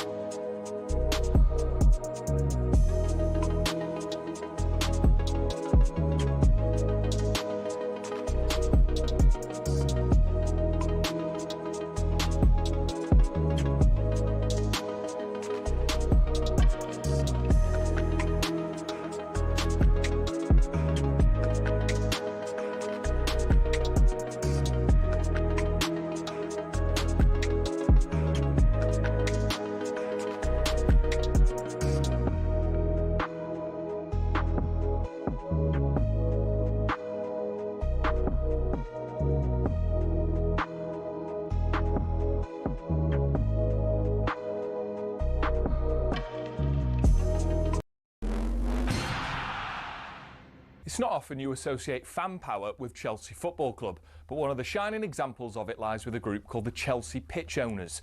And they've proved to be the thorn in the side of owners past and present who've been dead set on moving stadiums to a larger, more lucrative piece of land. Essentially, the supporters group holds the freehold to the land on which Stamford Bridge sits. Former owner Ken Bates set it up at a time where some unruly property developers tried to evict the club from their ground. In order to prevent this, he established the CPO as a company that owned the pitch and offered the fans the chance to buy a share for £100.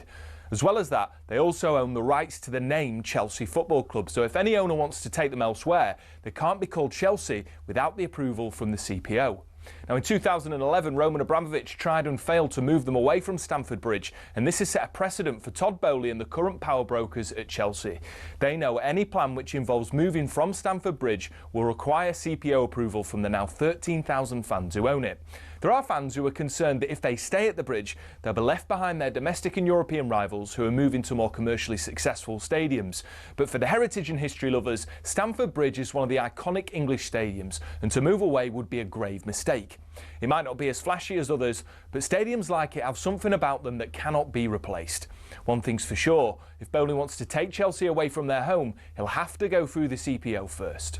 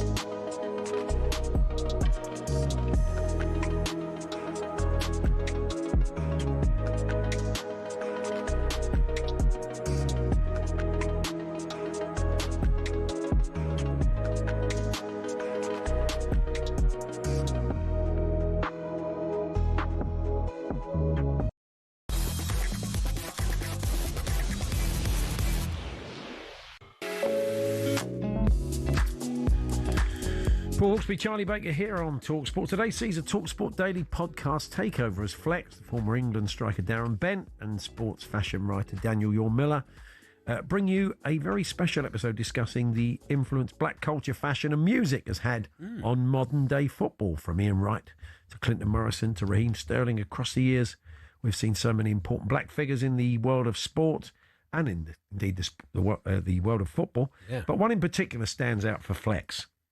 I feel like there's this unwritten rule, especially in black culture, that Thierry Henry is like your icon. Like, he's your idol. Like, it doesn't, like, maybe Spurs fans might disagree and say, he ain't mine. You know what I mean? Like, black Spurs fans might be like, no. But I feel like there's an understanding amongst black culture that what Thierry Henry was doing when he got to Arsenal with high socks above the knees, mercurial vapors, in the league, wearing gloves, almost like feels like he was wearing gloves at all times. He had me in playgrounds like putting on gloves when it was hot. Do you know what I mean? Wearing vapors when I'm not fast. Do you know what I mean? Putting socks over my knees like I got a swagger and like I got skills and that. I ain't got none of that. I just want to look like him. I want to play like him. That arrogance. I wasn't a massive fan, Flex, to be honest, but I'm not a big fan of Thierry Henry because he put us to the sword. The slightly earlier Vinci, I mean, as we've often said on the show, righty. So many. Righty, I mean, I just think he had a big influence on people. The amount of people John Barnes. You talk to people from South London. You meet people. You speak to players or whatever, and you say, "What made you an Arsenal fan?" They say, "Righty." Righty, yeah, very much. Anyway, if you want to hear more, then this special episode of the talkSPORT Daily is available on all podcast platforms now.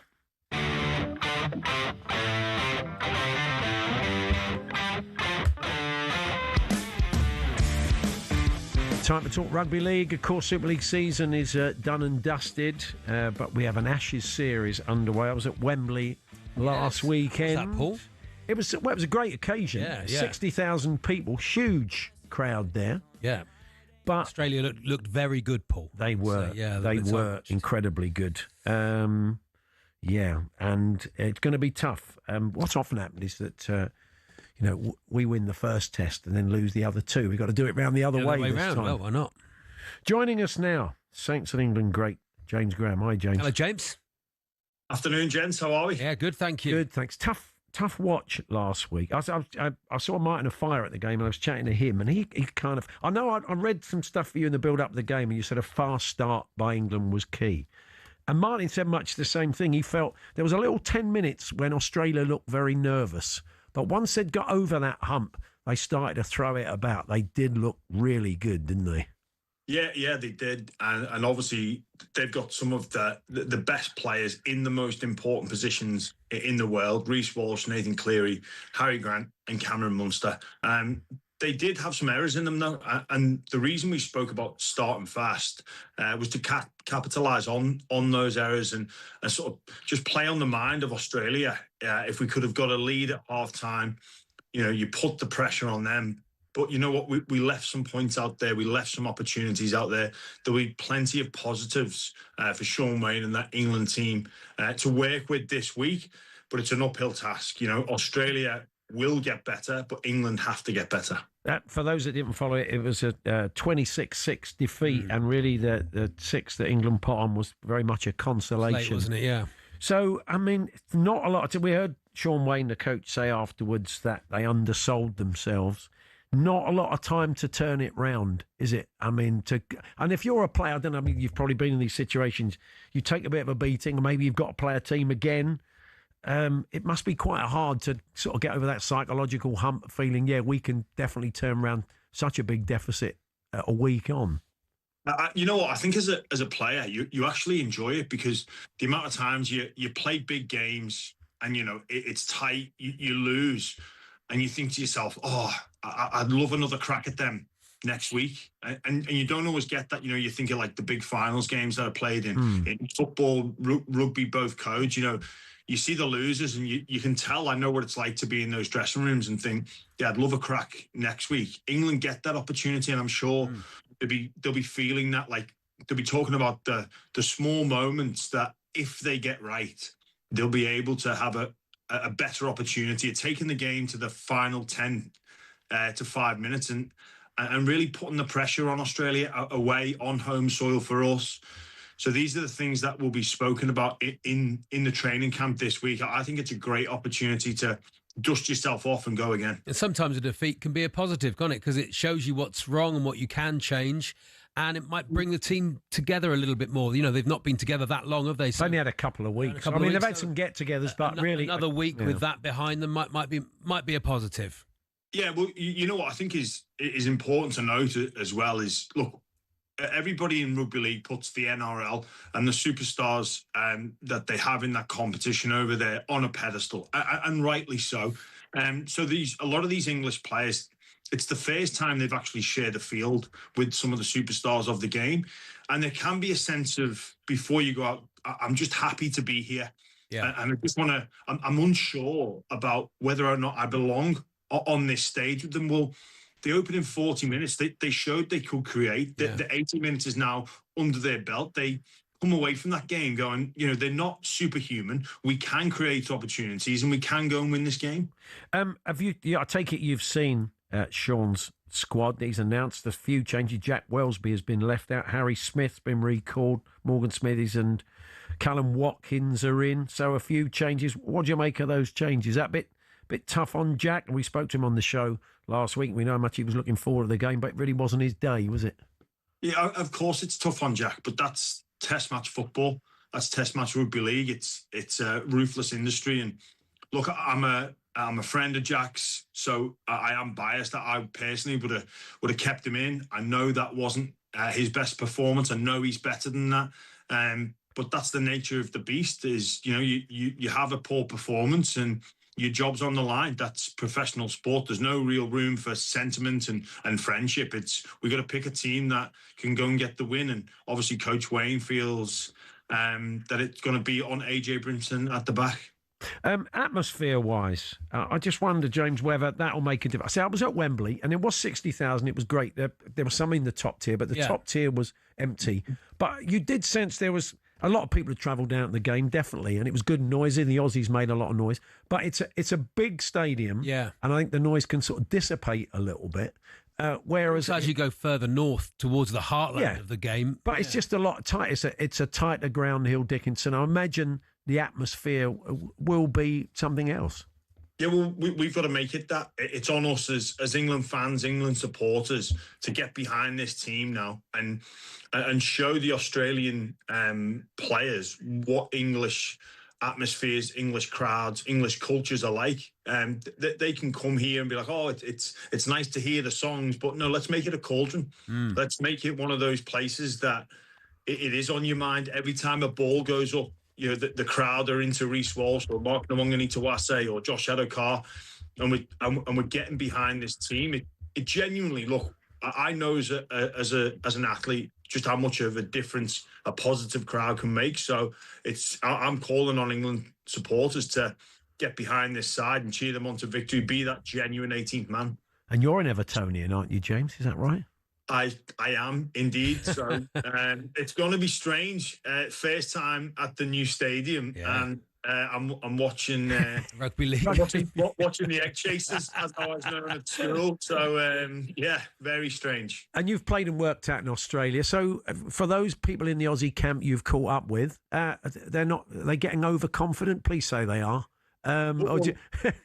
Well, look, I saw a couple of them after the game, and look, they're under no illusion that it's going to be much more of a difficult task come game 2, and then potentially into a decider in game 3.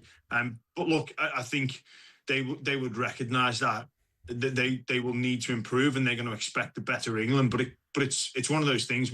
Every athlete would say it, but you can fall back into a level of comfort and thinking that the job is done. And so hopefully Australia have got that just slight mental approach where they're not as tuned in as they were last week. Yeah, fingers crossed we can go into the final test with it. Will it still alive? We don't want to go into it as a dead rubber at heading, do we? So it'll be great if the boys can get a result, and we'll have a sort of thrilling third test, won't we?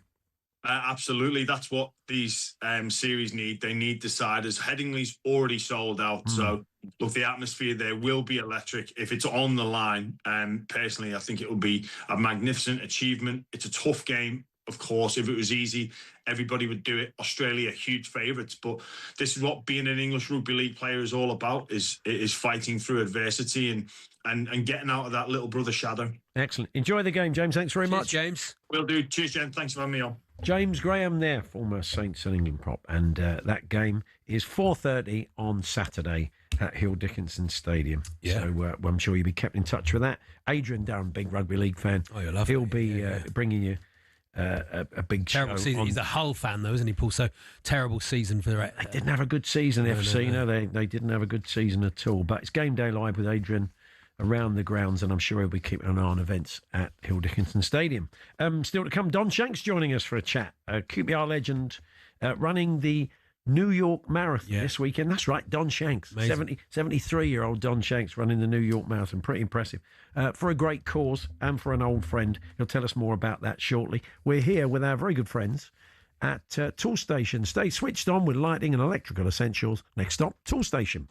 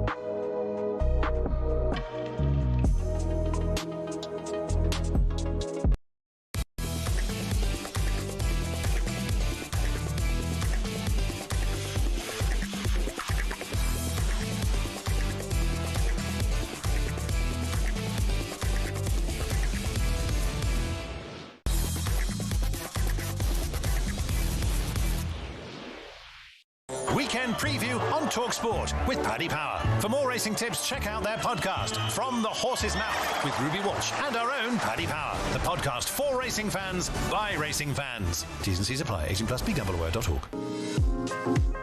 Yes, time to talk racing now. Ryan McHugh from Paddy Power joins us with all the latest news and odds. Hi, Ryan. Hello, Ryan. Yeah, hi, lads. Hope you're both well. Yeah, we're not so bad, Ryan. So what do you fancy this week, then? Hello, Ryan.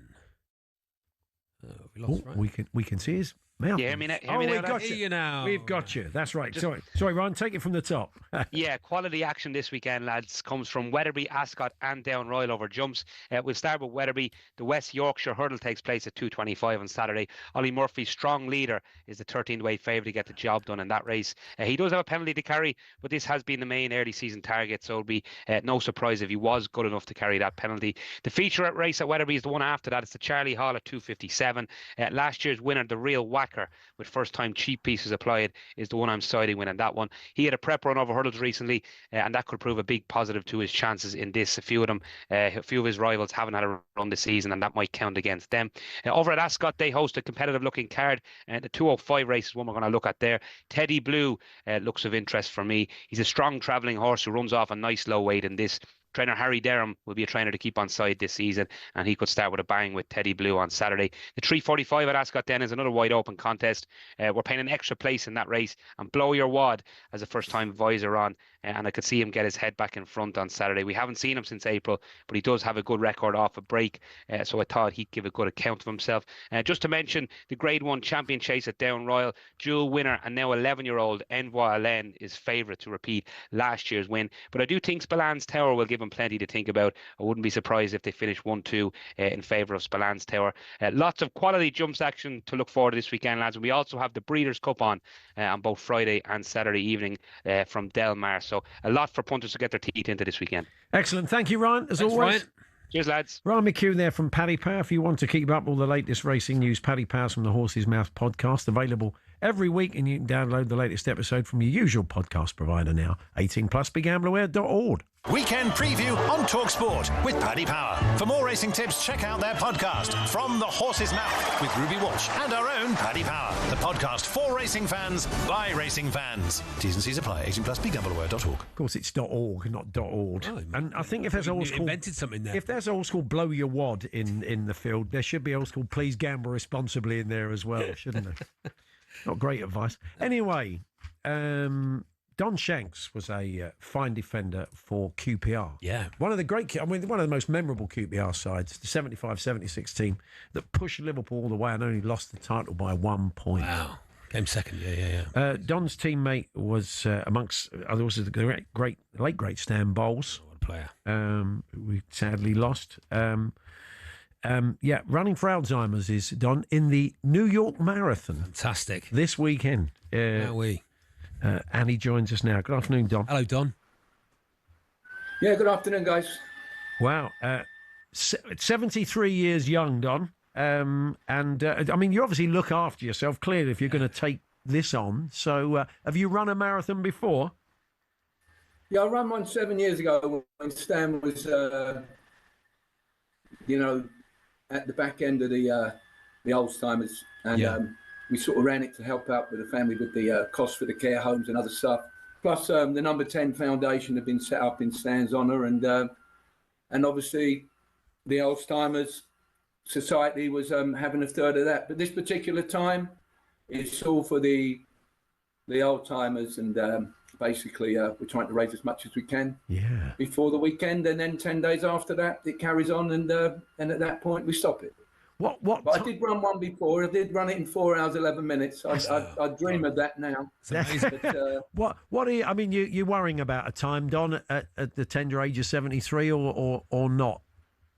No, I'm sort of just worrying about just getting around completing it. I mean, they say that the average age for my age group is around about 6 hours 20 minutes. So if I can hit round about there, I'll be quite happy with that.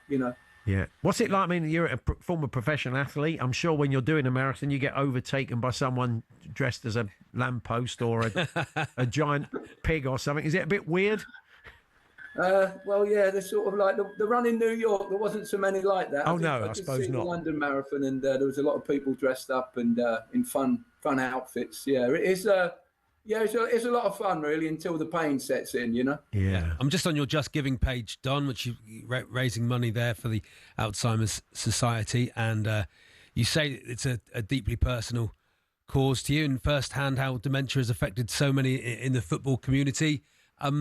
You must have lost a few friends to this very sad disease. Well, you know, I mean, obviously Stanley is close to my heart. He's the best mate for years and years. And Frank Worthington, the great Frank Worthington, I was with Frank before he sort of died of this condition. And, you know, Chris Garland, you know, Terry Venables as well. You know, Terry was, you know, sort of at the end was sort of really not sure what was going on.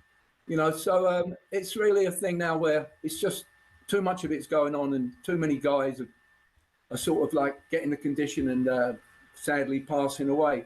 You know, so we're hoping to raise money so we can get the research done, get people, you know, the awareness is out there now. I do feel that when I ran it 7 years ago, people didn't really know so much about, you know, the dementia, the Alzheimer's, what the situation is, how bad it gets for family. You know, when someone, you know, like Stan Bowles used to come out of QPR, and me and Stan would come out after the game, Stan would sign 200-300 autographs. I'd get my normal 5 or 6 faithfuls who I'd sign to them. But Stan would have 200-300, and when he had this awful condition, he'd come out, he couldn't sign one. It was just, we have a photo, lads, with Stanley, and that's fine, you know. Yeah. Now, just a quick word on that team. I'm sadly old enough to remember that team, and it was a fantastic season where you took it really to the wire, didn't you? Right? I mean, even like going into the last couple of games, you were top of the table, and then lost the game.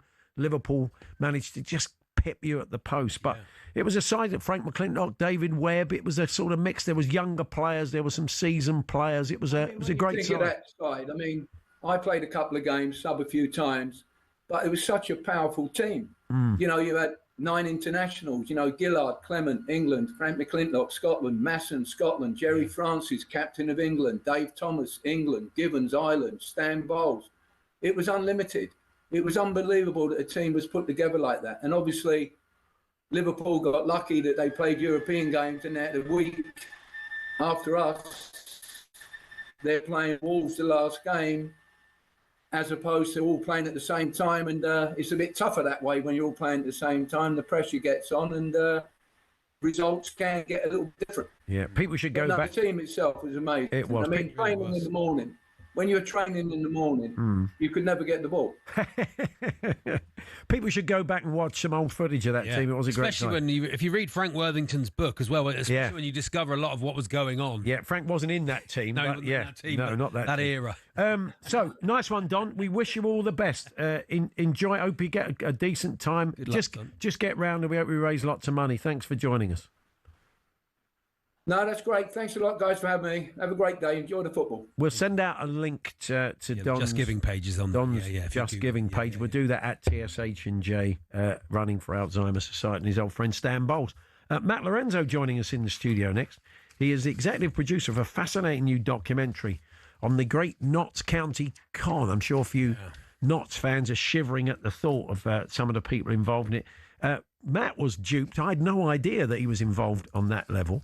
Certainly Sven-Göran Eriksson and Sol Campbell were as well. It is an amazing story, and Matt will tell us more about it when he joins us in the studio next.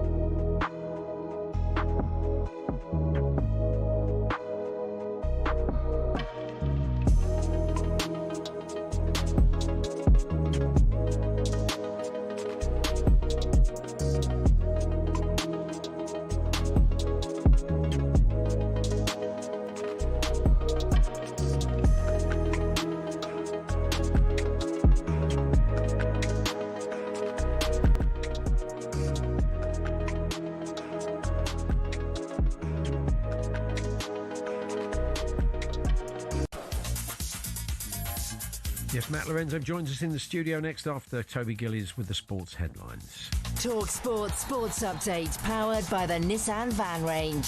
Commercial vehicles built around your business. Search Nissan Vans or head to your local Nissan Van Centre. Paul, thank you. Good afternoon. The pressure might be on a Slot after lost 6 from 7 games last night, but a former Liverpool striker is backing the home faithful to stick with him nonetheless. Aston Villa are their latest opposition in the Premier League on Saturday night. It's live on talkSPORT. Neil Mellor says one of the keys to a return to form will be the attitude of the support they receive. Anfield will be bouncing, that's one thing. The fans will get behind the lads at the weekend, and that could be a factor. That could be a big factor that Anfield will be rocking. So let's talk Monday, eh? Some said he was a defeat away from the sack at the start of October. 3 wins later, Ruben Amorim has got his first ever Premier League Manager of the Month nomination. Quite the turnaround for a boss preparing to head to Nottingham Forest on Saturday. That'll be a year at the helm at Old Trafford. Today the answer is different from 3 weeks ago, so it's important to understand that. So it's one of the biggest honors of my life to be here, and I want to continue here for many years. Lisandro Martinez is close to a return for United after 9 months out. Amorim says if it was up to the player, he would be involved on Saturday, but he won't select him yet. Now, I'll be back stronger than before, so says Michelle Adjemang after confirming she's done her ACL playing for England on Tuesday. It was an off-the-ball incident that did for the Euro 2025 winners super sub, whose season with lone club Brighton is also over. And the inevitable highs to lows of pro sport. Brit Cam Norrie, who beat world number 1 Carlos Alcaraz last time out, has lost in straight sets in the very next round of the Paris Masters tennis to world number 39, Valentin Vacherot. talkSPORT News. The Tory leader wants Rachel Reeves investigated, and a campaign group is considering a private prosecution against Prince Andrew. More from the news team at past.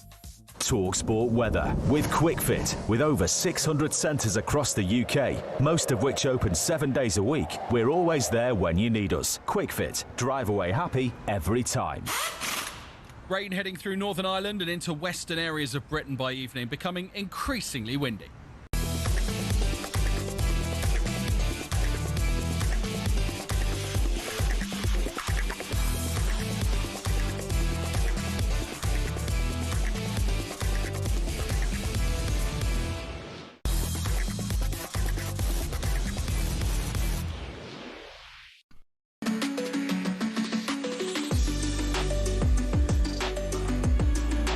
Good afternoon, Paul Hawksbee, Charlie Baker here on talkSPORT. Birthday spread to come. Tim Vickery joins us from Rio to look at the latest from the world of South American football. But before that, we're going to chat about a new documentary which is coming up on Sky.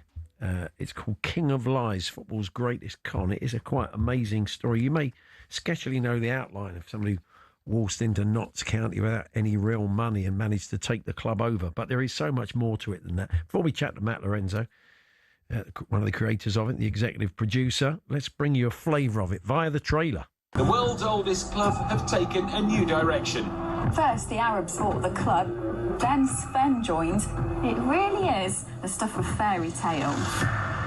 It was all to make him seem credible to North Korea, and the job he had in mind was to make $1 trillion out of extracting their mineral deposits.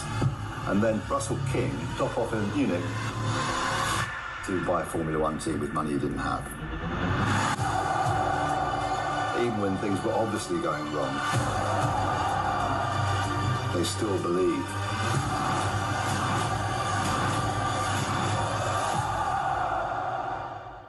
Yes, it is some story. Good afternoon, Matt. Afternoon.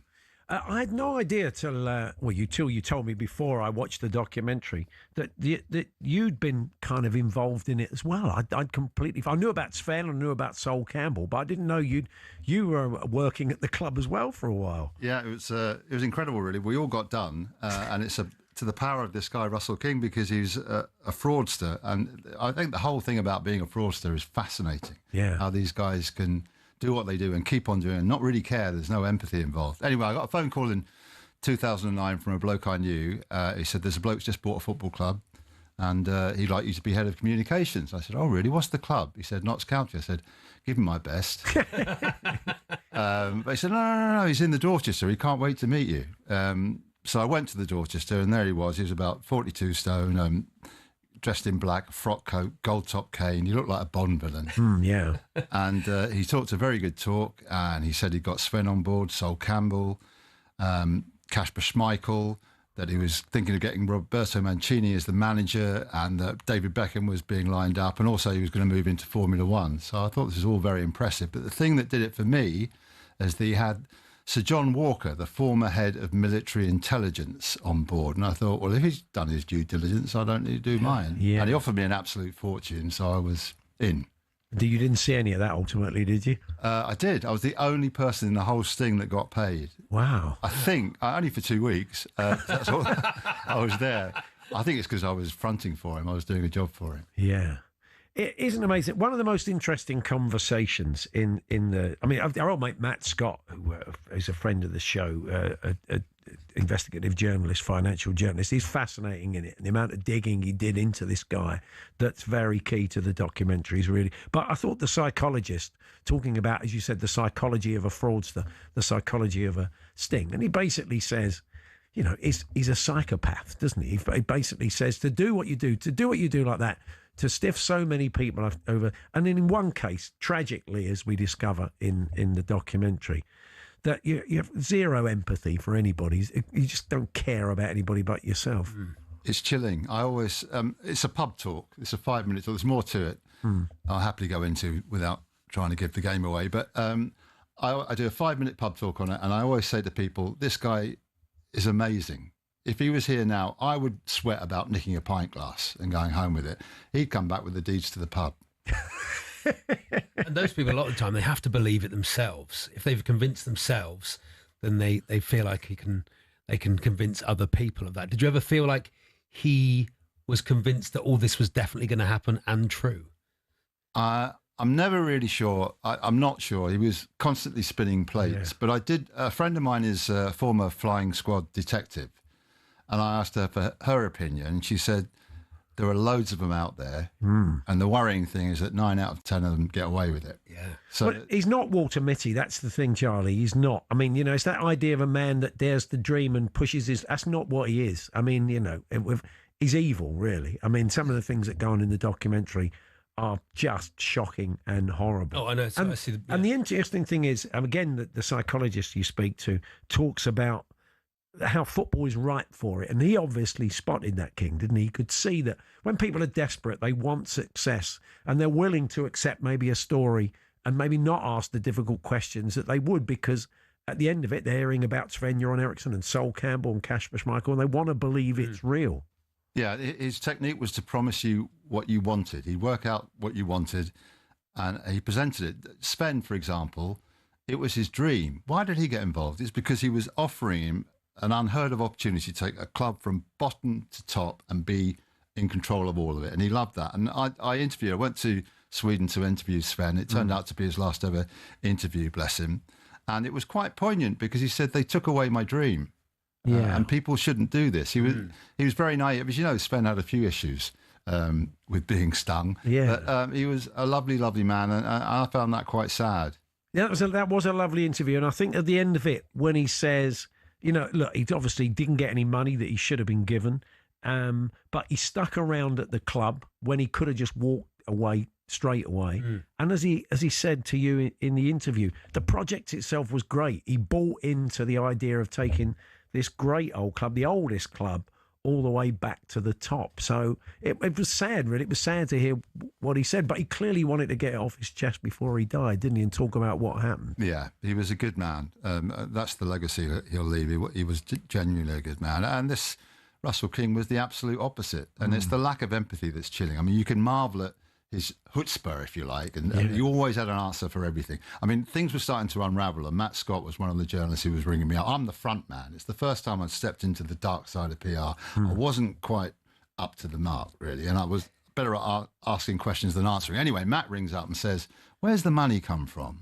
And I'd never actually thought to ask this, so I went and asked Russell, and he said, it's coming from a Mr. Anwar Shafi, who is a Pakistani billionaire, directly descended from Genghis Khan, and he will be at the Torquay game on Sunday. So I gave Matt this information. He said, well, you know, we're all descended from Genghis Khan. Anyway, leave it with me. And he came back 2 hours later and said, yeah, we've located Mr. Anwar Shafi. He's never heard of you. He's never heard of Notts County. He's a pavement slab seller in Islamabad. And I can tell you he's definitely not going to be at the Torquay game. Oh, wow. Yeah, so that's the funny side. But it's like he always had an answer. And I went back to him with this information because I'm thinking of packing my bags at this point. I said, Anwar Shafi's never heard of us. You know, he's a pavement slab seller. He said, Matthew, what you have to understand is that Anwar Shafi is a very common name in Pakistan. We've merely got the wrong one. So he always had an answer. Always. And you know, I don't want to give too much away, but in the film, we deal with the Notts County scam and all the horrible things he did before he even got to Notts County. Yeah. And then afterwards, a mate of mine, Martin Brunt, a crime correspondent at Sky News, introduced me to a Pulitzer Prize nominated author who'd been done by the same bloke 4 years later. Wow. And that we tell that story to that's an interesting story. The parallel story of what was going on in North Korea, which is fascinating. And then, anyway, we don't want to give too much away. It's on Sky. Is it next week, Matt? November the 16th. Oh, November the 16th. King of Lies. In what time, what day and it's going? Oh, we know it's the 16th. They just start and it starts streaming, goes on. Oh, yeah, of course, it's available. It's beautifully made. Yeah. Looks Thank fantastic. You. All the interviews are fantastic. Yeah. It's all down to me, not Louis Miles, the director. Exactly.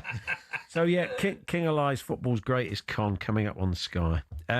Away from that, you are now doing a podcast as well, For Luck's Sake. Nice. Yeah. Thank you for that. And it's a really, I told Charlie the idea earlier on. He said, that's a good idea. It is the role that luck has played in the careers of people in sport and beyond, isn't it? Yeah, I worked on it, been working on it for a while with Kelly Cates, and she replaced Gary Lineker, and I don't think the BBC were too keen for her to replace him in his social media activities. Anyway, that's the theory. Yeah. So she can't do it, but I've pressed on my own. I mean, the whole thing was based on an antipathy for these high-performance podcasts where people preach at you and say, get up at 4 a.m, rub some gravel in your hair, kiss the wife, and go off and do something meaningful, which is great. I mean, you can be like me podcast, but the thing is, we can't always be like you. And you, whoever you are, have got somewhere through luck. And we all have to accept that. So I've got some nice guests lined up, Lee Child, Fatboy Slim, Ozzy Ardiles, Great. Just to talk about the effect luck has had on their lives. And that's, have you got any of those gone out so far? Yeah, they're out now. I launched it on Acast last week. I've no idea what I'm doing. I'm told that they have to be plugged by people with following, so I'll have to start pestering. You need to get lucky, is what you need. Yeah, that's what you just need. That little bit, have a bit of luck. Bit of luck. The thing that started all of this was my own piece of luck. I was working for the BBC as the worst assistant producer in the BBC Sports Department. I used to get the award regularly. Oh wow! I had to sit there overnight in the canteen saying, I could do that, pointing at presenters. And apparently I moaned so much that one of the girls I worked with when Sky came out applied on my behalf. Oh, wow. So I got an interview for a job I hadn't applied for and never looked back. You were putting it out there. That's what the high performance people would say. I was making her so annoyed that she's like, got to get rid of him somehow. We've got very little time left, but we should mention West Ham. I feel duty bound to. They're your team going through the ringer at the moment. What's the answer, Matt? I know the answer. Ordinarily, I would sit on the fence and not, but I'd say if there was a change at board level, it might help things out. Yeah. Is that likely to happen? Don't think so, because rather like a mini version of the Glazers, they're just making money.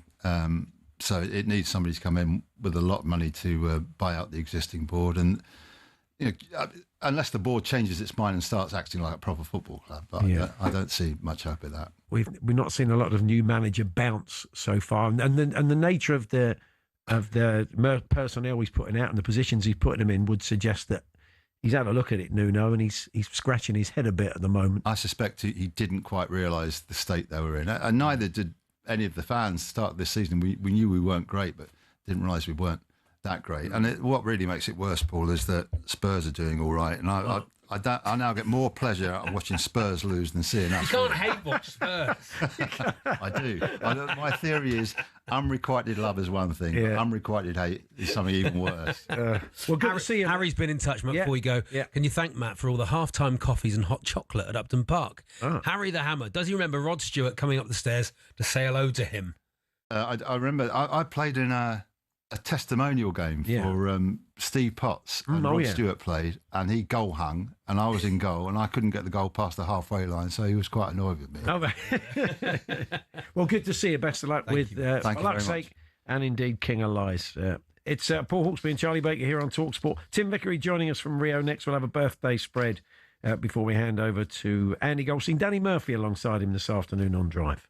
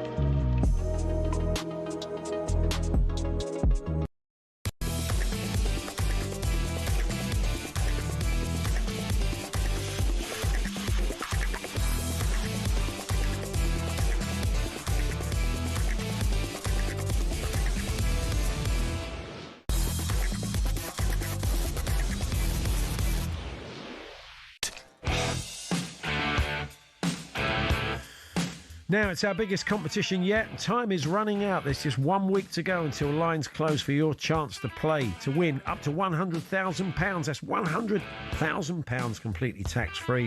If you're the lucky winner getting the call next Thursday, you'll be heading to talkSPORT Towers on Thursday, the 13th of November, to play for that life-changing cash prize. Here's how to enter, and good luck. 18 plus UK excluding Northern Ireland. For a chance to win, text the word cash to 83338 and you're in the draw. Text costs £2 plus one standard network rate message. You must have the bill payer's permission, or you can enter for free by calling 0330 880 3338. All entries must be received by the 6th of November at 4 p.m. This is a TalkSPORT limited promotion run on TalkSPORT, Talk and Virgin Radio UK stations. Full terms and conditions at talksport.com.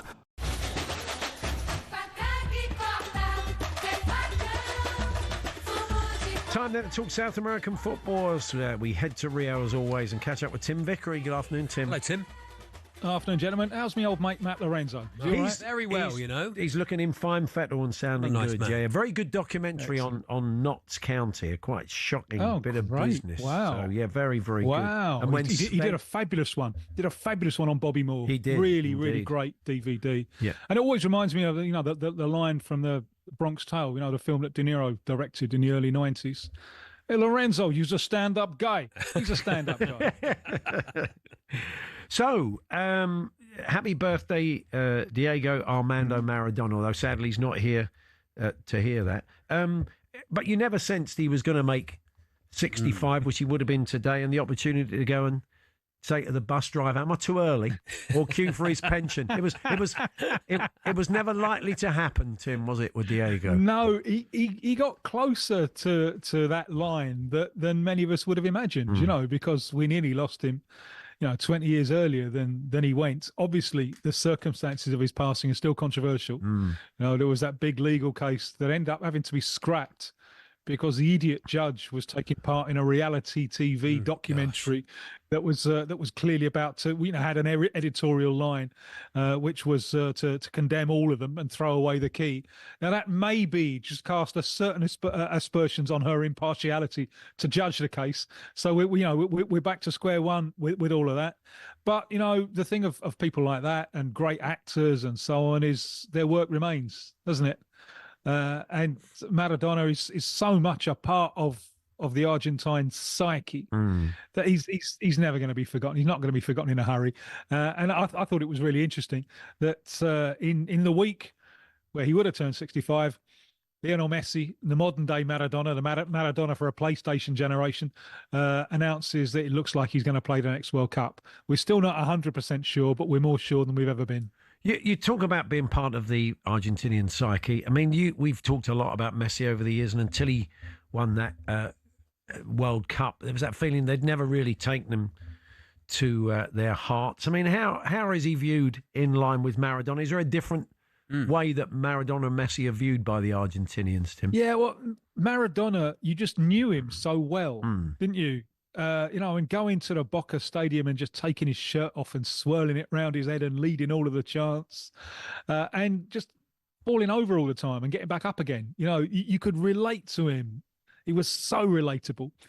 Messi, there's always a little bit of a distance. And I've been watching him for, it's nearly 21 years now. And most players, you feel that you know them. You feel that you know who they are by how they play. I still really don't feel that I know Messi. So that there isn't quite the personal visceral connection, but there is an absolute reverence for him, an absolute reverence. And it started before they won the World Cup. When he was fighting with Barcelona at the time, it's about 2019, and it became clear to all and sundry that suddenly the Argentine national side was the most important thing in his life. It had become more important than Barcelona and the subsequent teams that he's played for. So at that point, I think they were ready to love him. And the national team over the last 7 or 8 years or so, it's been Messi and his fan club, and his fan club will do anything for him. And if you look at the stats, how much he actually runs, it isn't very much. And quite a lot of the games, he's like wandering around as if he's just dropped his wedding ring or something like that and having a look for it. And then suddenly it'll spark into life. But the others, they're all more than happy to do his running for him because they have a reverence for him and they know what he can do. I think it's an interesting point, actually. But I think we like our heroes sort of fallible, don't we? Like football heroes to be appear human, and Messi's come through and beyond. I think, and Messi's come through in an era of PR. And players having massive representation. And he's a very private bloke. And image rights and all those things. Plays games at Barcelona and head down with a family in the coast. You wouldn't see him till the following week. I mean, Maradona was... I mean, if we talked about fine documentaries, Tim, we should mention Asif Kapadia's Diego Maradona documentary. He says, if there's anybody out there that doesn't know that story, should watch that, because that is fascinating, isn't it? Yeah, it really is. That focuses on his time with Napoli. And part of the tragedy of Maradona's life of not having a son and then having a son out of wedlock and so on, and because he had daughters with his wife, and the son, something that he always wanted, and there's also a lot of pain in there. There's a lot of pain, and remember at that time just how violent football was, what you could get away with. And he took the field not knowing if he was going to end up in hospital come the end of the game. And obviously, to deal with the pain, that's one of the things that starts pumping his body with drugs. People who are intolerant of Maradona and what he got up to, I don't think have tried to walk around in his boots and know what it was like to be kicked and cheated against as much as he was during his career. The story I always remember is from a documentary in the early 90s where... it couldn't have been that one. It must have been a later documentary. But there was a story that said he had they used to sort of pump him full of cortisone to keep him on the pitch. And there was such a build-up of cortisone on his ankle joints that he'd have to go in there once a year and they'd open him up and they'd scrape the cortisone off of his ankles so he could keep playing. The build-up of it, which is shocking, isn't it, really? Yeah, it really is. And he played his career. In some ways, it was the hardest time because... I'm told during the mid-70s and to the mid-90s, the amount of ground covered by footballers doubled. As people are getting fitter and so on, there's more money in the game, people are taking it more seriously. So the game becomes much more physically intense without an increase in protection that didn't come until after Italia 90. Italia 90, we all have fond memories of Italia 90, but if you look at the average goals scored, it's an all-time low. And FIFA decided they really have to protect talent a little bit more. But that came too late for Maradona, who was already bearing all the scars of being kicked so much over 15 years beforehand. That's what Peter Reid and Terry Butcher, and they were all just letting him go by. Yeah. They didn't want to foul him anymore. Yeah. That's what it was. Tim, very quickly, Vinnie Jr. has apologised to the Real Madrid fans for sort of spitting the dummy the way he did the other day. I mean, what have they been saying about that over in Brazil? Yeah, plenty. And it's still, I think, remember Ancelotti a month ago, his coach now at Brazil, said, I'm not interested in any of my players wanting to win World Player of the Year awards. Don't want it. That's a message to Vinnie, I think. Because Vinnie, I think, one of the things that's turned him is not winning that award when he lost out to Rodri. And since then, Mbappe comes in. And it looks as if, and this is really putting Vinnie's nose out of joint, Mbappe is higher in the hierarchy than he is. And he's thinking, I've won 2 Champions Leagues for you. And you brought someone in and you rate him higher than me. And it looks as if Real Madrid are supporting Xabi Alonso, the coach, and Mbappe more than Vinnie. And Vinnie is trying to deal with this. This is part of the downer of going to Real Madrid. There's only room for one top dog there, and it might not be you. Yeah, interesting stuff. Thank you, Tim. We'll catch up with you next week. Thank you, Tim. Look forward to it. Cheers. Tim Vickery, our man in Rio, of all the latest from South America. Birthday spread coming up next. Oh, lovely. Good game last week, wasn't it? A bit of a waste of half an hour, I thought. But, look, we can get through to the end of the show, Paul. Why not? Well, let's do our best, eh? That's coming up shortly.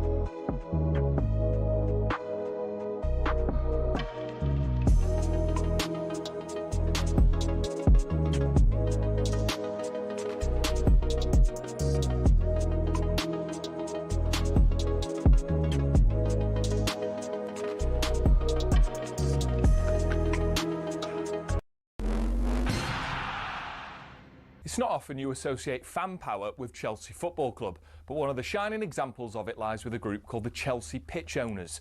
And they've proved to be the thorn in the side of owners past and present who've been dead set on moving stadiums to a larger, more lucrative piece of land.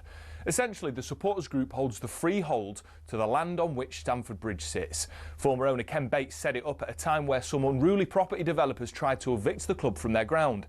In order to prevent this, he established the CPO as a company that owned the pitch and offered the fans the chance to buy a share for £100. As well as that, they also own the rights to the name Chelsea Football Club, so if any owner wants to take them elsewhere, they can't be called Chelsea without the approval from the CPO. Now, in 2011, Roman Abramovich tried and failed to move them away from Stamford Bridge, and this has set a precedent for Todd Bowley and the current power brokers at Chelsea. They know any plan which involves moving from Stamford Bridge will require CPO approval from the now 13,000 fans who own it. There are fans who are concerned that if they stay at the bridge, they'll be left behind their domestic and European rivals who are moving to more commercially successful stadiums. But for the heritage and history lovers, Stamford Bridge is one of the iconic English stadiums, and to move away would be a grave mistake. It might not be as flashy as others, but stadiums like it have something about them that cannot be replaced. One thing's for sure, if Bowley wants to take Chelsea away from their home, he'll have to go through the CPO first.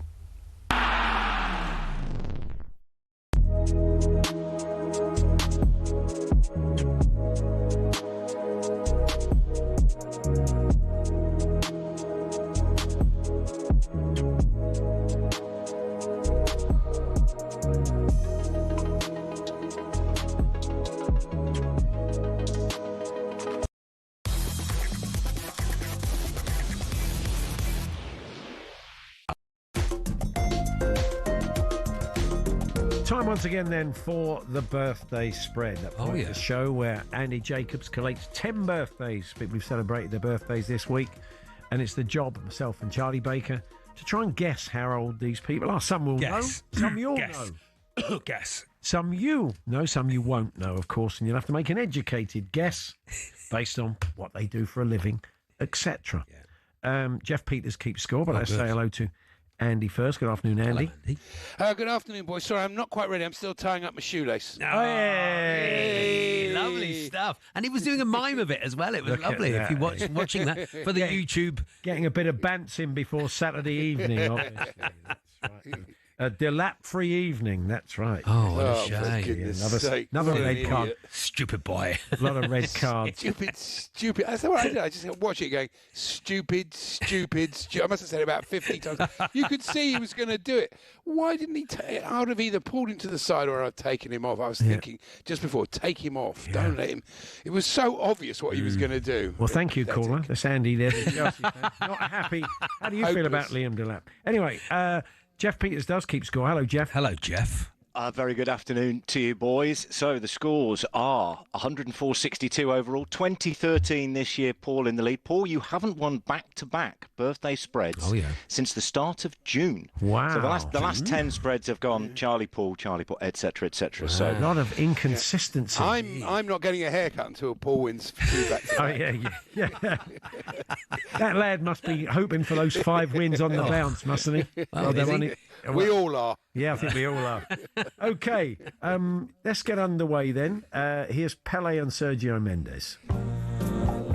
Okay, we get underway with the singer and newly betrothed girlfriend of Justin Trudeau, Katy Perry. Katy Perry. And she started growing oranges recently invited me to inspect them. I really enjoyed exploring Perry Groves. Oh, nice. Yeah. Nice. What is she? Katy Perry. I'm going to kick us off because I won last week, I believe. 44? Or is that a bit old, Charlie? I don't know, Paul. I'm just trying to think now. It's hard to tell, isn't it? She's been around for a long time. You say that. Yeah, she has, hasn't she? Yeah. A few husbands, hasn't she? Yeah. A few... born near Fireworks Night. That's night with a big hit, isn't it? That's it, yeah. Katy Perry... 43. 41. Sorry, Katy, if you're listening. Just imagine she is. Yeah, I'm sure she loves it. Loves the spread. Loves the show. So, shush, Justin. I'm listening to the spread. yeah, that's it. Maybe she'll I think contact, he says contact us at half time. Justin Trudeau thinks it's a waste of half an hour in a kids' game. What's that done to the scores? They're listening just outside Debs' ironing shop. She's gone to pick her ironing up. Yeah. It's Paul 3, Charlie 2. Paul 3, Charlie 2. Brilliant. Okay, on to birthday number 2. We alternate, so Charlie will lead us off this time. Yeah, lovely. Okay, Charlie, it's the legendary sports broadcaster Barry Davis. Barry Davis. Barry Davis. And after we left the fish restaurant last year, where I had the place, you may remember, I took Barry to the House of Commons. Oh, yeah. And he was incredibly impressed with the Sergeant at Arms and his symbol of the House's authority. Look at his mace. Just look at his mace. There we are. I thought we were going for a look at his place. No, we had that last year. That was last year, was it? All right, Well, lovely. Barry Davis once invited his favourite filmmakers and their families to his house. Oh, yeah. Peter Jackson, Steven Spielberg, Derek Jarman, Christopher Nolan, Woody Allen and others. All but one family turned up. The Jacksons, the Spielbergs, the Nolans, the Allens were there, but Barry wasn't that bothered. Yeah. Where were the Jarmans? And frankly, who cares? Yeah, I like that. Very good. I like very, very good. Yeah. Very good. Very good. Oh, my heart. They were nice about me. Oh, my God. That was good. It went on a bit long. But it was good. Didn't need to say the names twice. Yeah, I'd yeah, say yeah. we knew where you were going. I'd say it's me, Paul. It's you. me. Go on. Yeah. I like to sing. Go on. She's got Barry Davis eyes. Yeah. I say. Okay. Barry Davis is 90. I reckon he's got to be.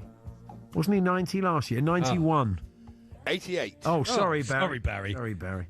First you insult Martin Tyler, now you insult Barry Davis by going too high. It's very true. So, what's the scores, Jim? Paul 3 out on both, Charlie 2 out on both, so it's Paul 6, Charlie 4. Okay, back to me then. Birthday number 3. Game. Okay, he's the musical director of Strictly Come Dancing. Oh, yeah. The brilliant Dave Arch. Dave I Arch say and so his clever. orchestra. Oh, yeah. Yes, I've just invested in Dave's suppository business. Oh, Arch Enemas. Arch Enemas. Arch Enemas. Yeah, You don't I know thought you were going down a different You route don't know there. your arch from your elbow. I thought you were going for underneath the arches. Yeah. Arch Enemas. Discussing a hole there. If Dave. Yeah. Right, I'd say Dave Arch and The his. brilliant Dave Arch and his Dave Arch. orchestra.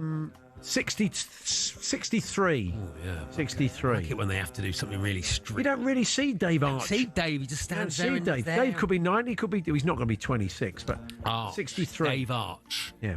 Dave Arch. Is he Arch? Dave Arch, and he's in 63. music. Yeah, I think you're about right, Paul. 61.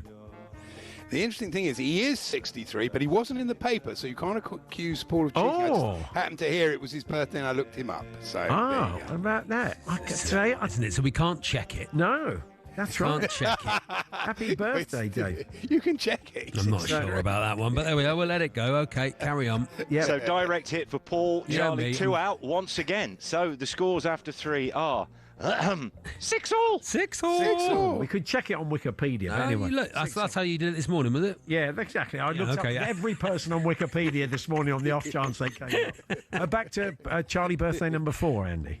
Birthday number 4, the former and lamented owner of Chelsea FC. Yes. Roman Abramovich. Or Abramovich, yeah. however you like it. Lamented. And, well, he is by me. Is that the right word? There's a fair bit of parking of stuff that Andy has to do there, of course. We'll look beyond that. Yeah, we look all of that. Yeah. Let's park just some of that stuff. Anyway, where's that Ukraine money? Has that come in yet? Anyway, keep going, Andy. Has he paid that yet? Keep I'm on a percentage. Mr. Oh, no, he paid Self-interest.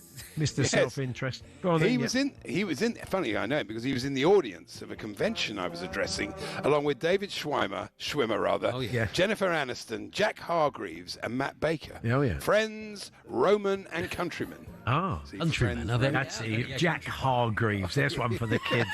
Well, I threw in Matt Baker. Is he the host of One Man and His Dog, Jack? No. Out of town. Out of town. Out of town, okay. Yeah.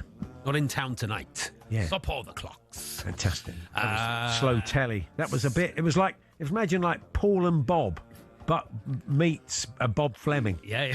It was like that. That was that. Yeah. Anyway, keep going. Roman Abramovich. Yeah. Is. Yeah. 68. I don't think he's that old, is he? Yeah. 62. 59. Yeah, see? You're very young. Yeah. If you're listening, Roman. If you're listening. What's the scores, Jeff? Paul 3 out onto 9. Charlie 9 out onto 15. Quite a big gap. Okay, we go to half time then. Here we go, Andy. Okay, it's the fine actor Phil Daniels. Phil Daniels. Yeah. He's always been a bit of a matchmaker on the quiet, and I remember when he introduced an ex-Manchester United South Korean player to his future partner. Yes, Phil was responsible for what we call parked wife. But he famously, Phil Daniels, famously, what did he do? Famously has never used an alarm clock. He gets up when he wants, except on Wednesdays when he gets rudely awakened by the dustman. Indeed. Yeah. And why doesn't he use the alarm clock? I don't know. I think I did that one about 6 weeks and ago. the way Jeff tells jokes is actually very like Park Life. Well, let's see. Just the way he builds up to a joke. If he's got another topper. I'd say done for today, I think. Phil is... It's me or that's Paul? It's me. 67, Phil. I've got 69 written on my piece of paper. I'm going to say that. He is 67. Good guess. So, I stay on 9, Jeff. You do indeed, and Charlie 2 out. He's 2 out on 4 of his guesses. Actually, he's on 17. That's because I'm playing the game properly and I haven't just googled that one this morning. 17. So anyway, 9:17 at half time. Still all to play for. Let us know how you're getting on. talksport.com/H&J. Text to 81089. Tweet to TS8&J. Second half just around the corner. We're here as always with Tool Station. Get winter ready with heating and insulation essentials. Next stop, Tool Station.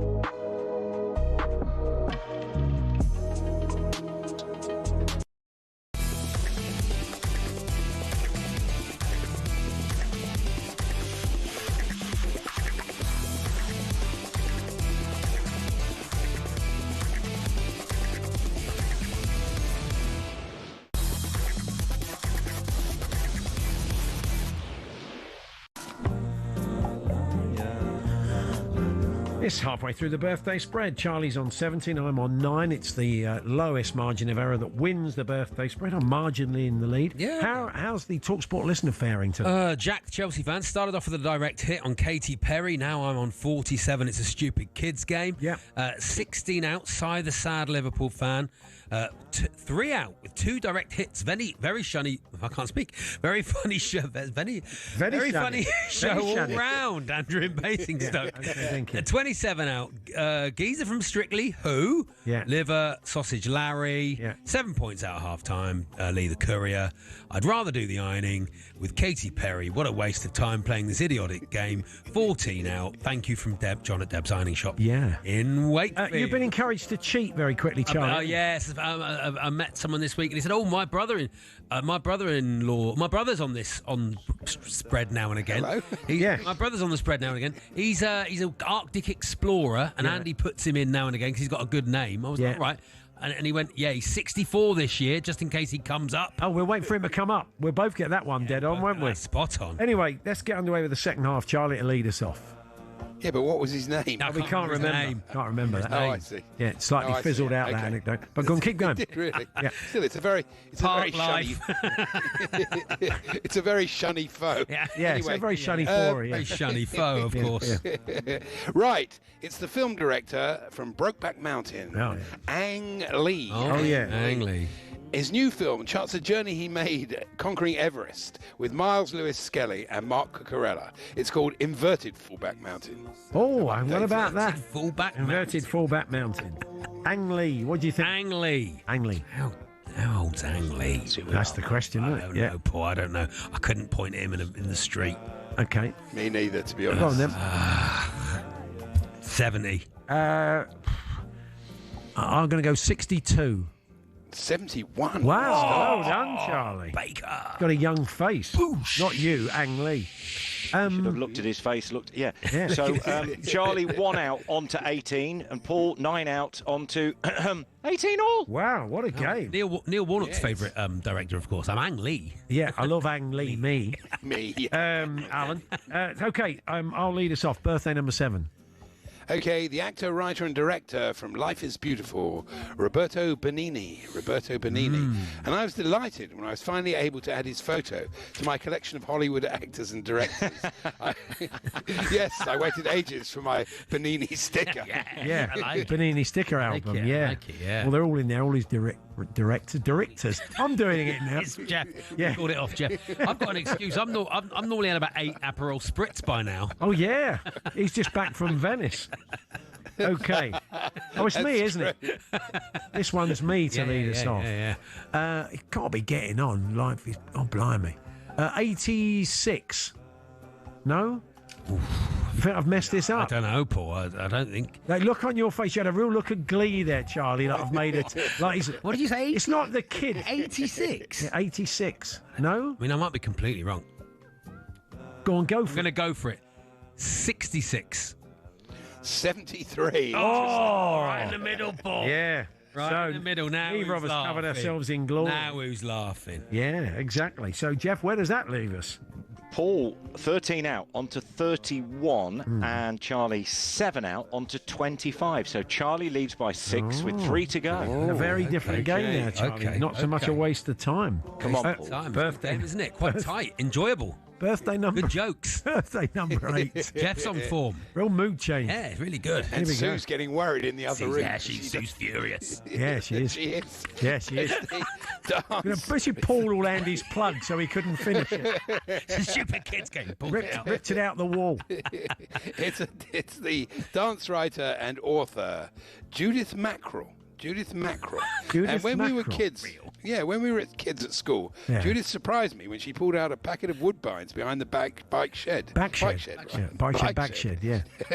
I said to her, I didn't realise you smoked mackerel. Oh, lovely. Really we're all on form today. What does she do? All with his directors. Yeah. I can't read. Yeah, I'm suddenly a Kiwi. Jeff's been the best one so far. Yeah, that's how low the level is. That's where we've dropped to. Yeah, that's what we've come. Jeff is the only one talking any sense. On talkSPORT. So what does she do again, Andy? She is, hold on, dance writer and author. Dance writer. Okay, yeah. An author. Judith Mackerel. Judith Mackerel. What do you reckon, Charlie? Go on. 75. I'm going to just stick around. 69. 71. Ah. Oh, good one, Paul. That was good, though, wasn't So it? I'm back. Sort of nurdling away. You pulled 2 back there, so you're 2 out, and you move on to 33. Charlie, 4 out onto 29. For the gap, 2 to go. Wow, okay, back to me. Lead us off. Paul's in the box seat here, definitely, because you want to be behind, really, going in. Slightly behind, yeah. Here we go. Okay, he's the life president of the Battle of Britain Memorial Trust, Air Chief Marshal Sir Michael Graydon. Yeah. And we took part, actually, in a series of 100-metre sprint challenges during half-time at a Newcastle game at St James's Park. The crowd really enjoyed the Graydon races. Hey! Lovely. Thing is, you can have young ones. So we had a lieutenant commander in earlier on from the Royal Navy. Michael Graydon. I'm going to kick us off. I'm going to say 68. I think older than that. Okay. Vice President, Paul. Yeah, oh, that's true. You're like emeritus. I've blown it, haven't I? Well, I don't know, because I've still one to go, isn't there? Yeah. You could hang around with say me. 82. 87. Wow. I'm in big trouble. What was bad for you then, Paul? Was I was explaining why you got it so wrong. I know. It's really patronising. Wasn't it? It was awful for you. Suddenly you've changed your tune. I'd love it if I could win now. I'd it's love like it. Jeff going, the joke don't work, Paul, because... Yeah. It's like you being workshopped by Jeff.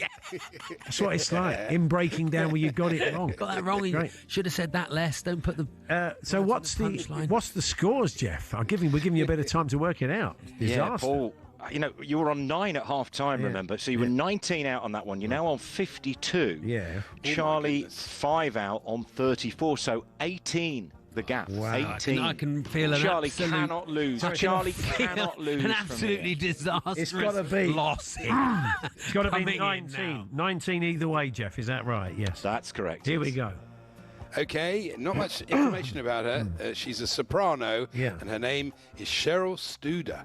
Cheryl Studer, the soprano. And I happen to know that Charlie has been secretly working with Cheryl, restoring an American classic. Yes. I can't wait to drive the Studer Baker. Studer. Hey, yes. Cheryl Studer. A soprano, Cheryl Studer.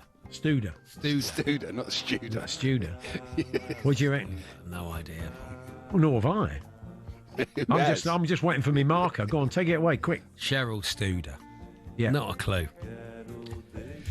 62. That's a good guess. That makes me go high, doesn't it? It does make me go high. I think you're in the ballpark. I think she's probably about anything between 55 and 65. But I need to be... So 19, what did you say? 62, I said. 62. You might. I'm going to have to go 81, Andy Jacobs, but I know... He always goes about 90. 81. Okay, Cheryl Studer, in fact, is only 70. Wouldn't have been enough. What a good game. Well done, everyone. The life president has done for me today. Did Charlie, you enjoy that? Paul, that's just how it works these days. It's getting dull in No continuity. It's like, there we are. There we are. So, Jeff, final scores. Everyone enjoyed it. Paul 63, Charlie 42, so it's 2014. Yes, it continues that run of Paul, Charlie. Sue will be pleased. Mad, She's isn't doing it? a little dance now in the Life. back room. It doesn't quite work. Thank you, Jeff. We'll catch up with you next week. Thank you, Jeff. Cheers, guys. Thank you, Andy. I'll see you tomorrow. Everyone seems disappointed when I win. It's like I'm back tomorrow with Andy. when I win. Yeah, nobody's that bothered. I think I'm legally obliged to go, eat it. I think you are. Otherwise, people get cross. They do. You're back on Saturday with Max. Saturday with Max, 10 till 1, and then 2 till 6 on Virgin Radio. Saturday and Sunday, game on. Coming up next with another busy drive time show. It's Andy Goldstein with Danny Murphy.